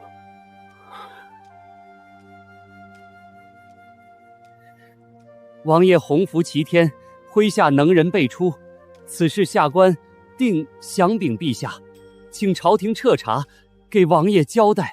交代不必，跳梁小丑，本王自会处置。杜侍郎远来辛苦，请设宴为侍郎接风。王爷收复幽州，不知如今城内民生恢复如何？北洋军的下一步又有何打算？幽州百废待兴，本王自会料理，不劳朝廷费心。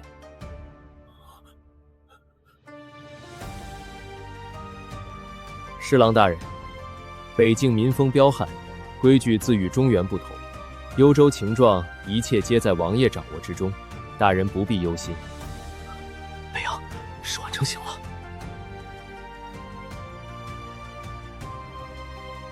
都侍郎，赤袭急报，北方50里发现北蛮大规模骑兵向燕山关增兵，末将需即刻处置。失陪。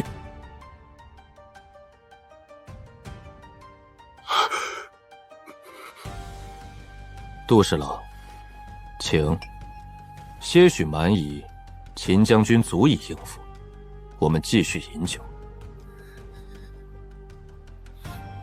王爷，北蛮势大，近年来国库空虚，处处需用钱粮。陛下之意是望王爷暂稳幽州，待朝廷筹措妥当，再图北进不迟。侍郎大人用心良苦，然则北境沦陷80载，80年来，朝廷可有1年记得这片故土？可有一策真正着眼于收复？可有1分2饷是专项用于北伐筹备？先生此言，朝廷自有难处。北境牵一发而动全身，岂可轻言战事？难处，是维持现状的难处，还是苟安一时的难处？80年，足以让热血冷却，让记忆模糊。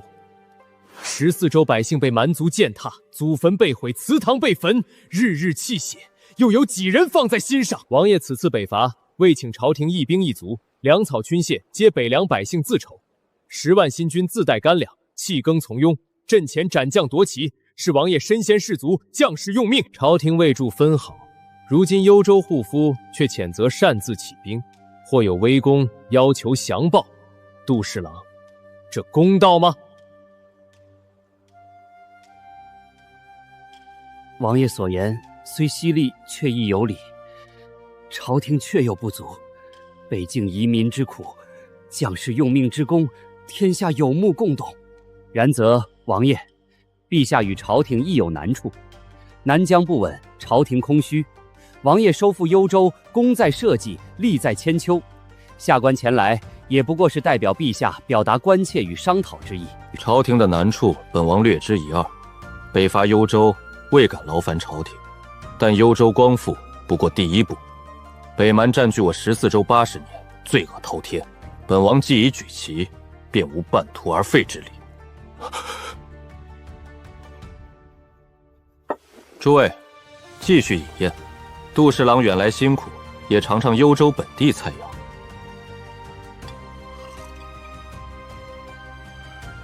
先生见识超卓，对朝堂天下事了若指掌，钦佩不已。不知高姓大名，何处清修？山野之人，姓名不足挂齿，蒙王爷不弃，在此整理文书，抄写杂物，混口饭吃罢了。以先生之才，若愿出仕，下官愿引荐。前京那潭浑水，用极看够了。在北疆，能亲眼见被解救的百姓重获生机，能参与光复故土的伟业，比在朝堂勾心斗角更让人心安。北秦长公主迎月求见。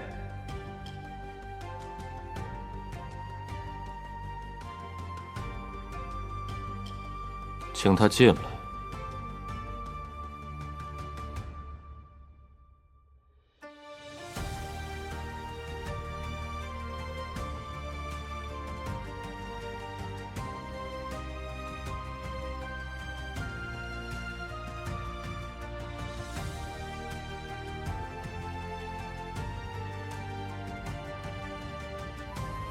长公主远道而来，想必不只是为了看本王这里的热闹。幽州光复3剑定乾坤，如此大事震动北境，本宫自然要亲眼看看那个搅动天下风云的北洋王究竟是何等人物。看过了，殿下以为如何？奇力精深，落子果断，气魄惊人。赵氏血案具大义，剑圣残剑震江湖，白发老兵凝军心，3剑定幽州。王爷这一局不只是收复一城，更是在天下人心里种下了一句话：北洋王不可敌，北伐乃天命。殿下过誉，本王所为不过是替北境枉死之人讨个公道，为沦陷的故土尽一份心力。好一个讨公道！王爷讨公道，便让10万北方军从边军残部变成北伐王师，便让大前朝廷进退失策，让北蛮与我大秦都不得不重新审视北境格局。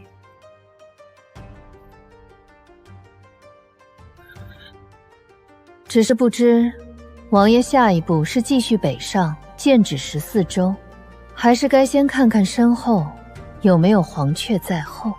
殿下似乎很关心本王的下一步，莫非北秦也想在这北棋盘上落下一子？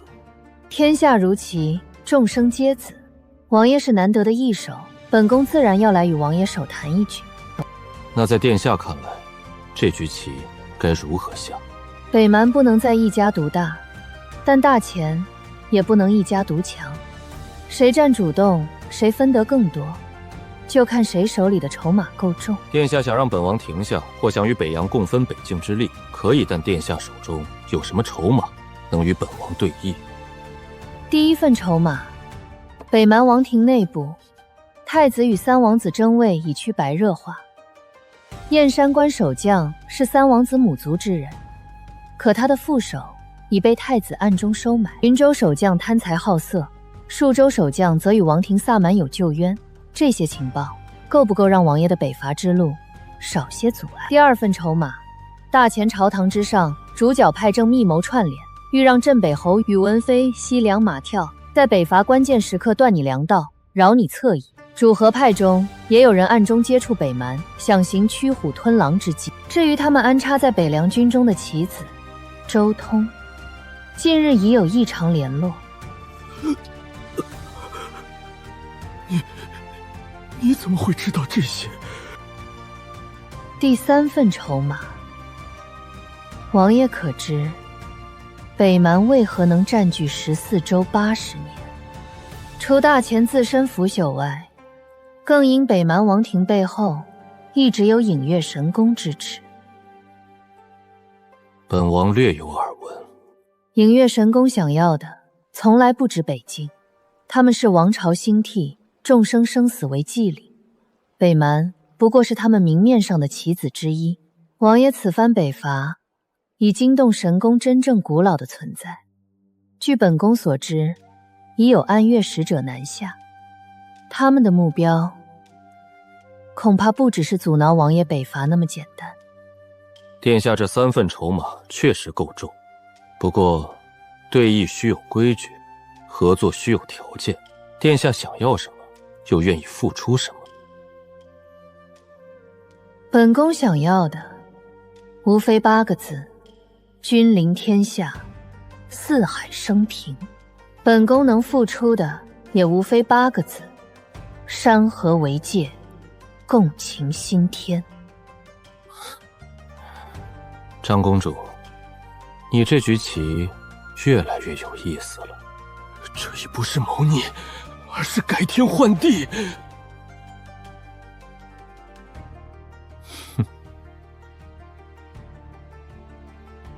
殿下好大的手笔。王爷以为如何？秦将军，若依殿下所言，北秦倾力助我，你觉得北凉需要多久才能入主清灭南相分西楚？若有北秦情报物资兵力策应，末将有把握1年稳境齐州，3年练出30万铁骑，10年之内问鼎天下。10年，秦将军还是太保守了。殿下这局棋确实精妙，以七州之地为饵，诱我北凉替北秦火中取栗，扫清北蛮，消耗大钱。等我北凉拼得元气大伤，殿下坐拥北境七州，兵强马壮。届时，这天下究竟姓苏还是姓嬴，恐怕就由不得本王了吧。王爷果然目光如炬，不错，这却是嬴月最初的考量。过，王爷既能看穿此局，自然也该有破局之法。嬴月今日来，不只是缔盟约，更想看看王爷手中是否有能让我北秦真正放弃黄雀在后之性的更大棋盘。殿下想看本王的棋盘，芍药，奴婢在。取我房中那卷好以堪舆图来。那不是寻常山河图，图中不仅有大钱、北秦、北蛮、西楚、南疆，更有北冥冰原、远古巨人彝族、西方城邦、东方海外诸岛、南方未知蛮荒。这是一张囊括已知天下与无尽未知的黄羽全图。殿下眼中燕山黄河以北7州已是值得倾国谋夺的疆域，但在本王眼中，北境14州不过是我人族复兴重归媚域的起点。北蛮界险之际，其背后的隐月神功才是真正窥视我人族的域外阴影。前经腐朽，早已失了先祖开拓八荒的气魄。本王要的不是一个秦京，不是中原一地，甚至不是这图上已知的疆域。本王要的是凡日月所照，江河所至，皆为我人族疆土；凡异族神魔所惧，皆为我族铁蹄踏破之地。重现上古荣光，开拓万世太平，这才是本王的棋盘，这才是本王要下的棋局。上古之风，先祖之志，王爷，此方为真英雄，真豪杰。所以，殿下，你问本王手中是否有能让北秦真正共赢新天的棋盘？现在，本王给你看，这盘棋很大很难，对手也不止隐月神功，不止北蛮大钱，但前途也光明万丈。这盘囊括海域，关乎人族万世气运的棋，殿下敢不敢下？你北秦是只想做一方偏安的霸主，守着那点基业，还是愿与本王一道，为我人族打下一个前所未有的煌煌盛世？疯子，寰宇为棋，人族复兴，开拓万世太平，这已经不是野心，而是神话般的狂想。可偏偏说出这番话的人是3剑定幽州杯水镇神仙的北凉王，他凭什么？他身后究竟站着怎样的存在？疯子。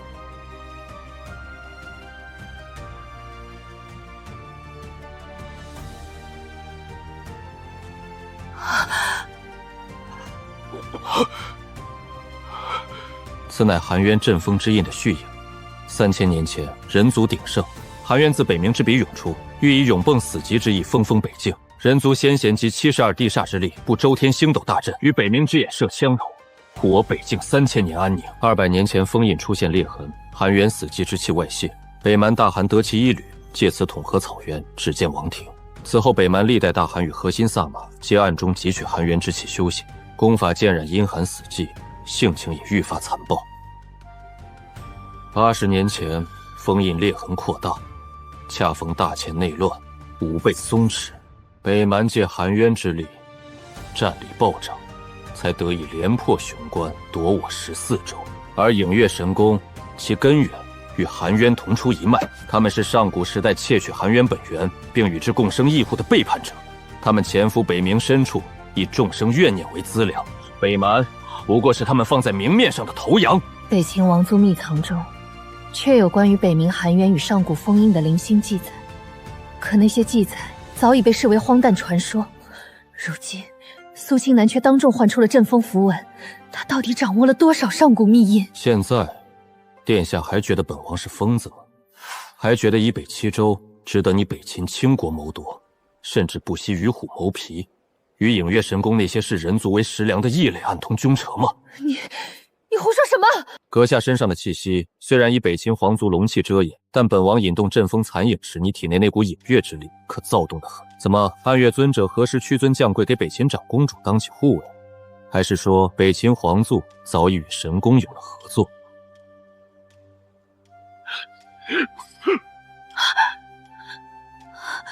你到底是谁？为何能引动阵风之印？又为何能看破本尊根脚？本王是谁不重要，重要的是影月神宫的手伸得太长了，北冥寒渊的封印也该重新加固了。狂妄！阵风之印早已残破，寒渊即将苏醒，我神宫秉承天命，当主宰此界。尔等蝼蚁，安敢妄言千算！不可！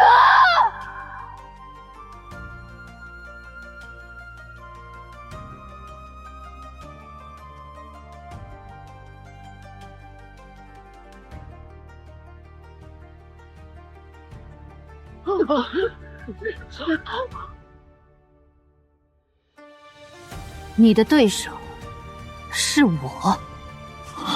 纯净的玄冰本源，你是宁妖一族的余孽。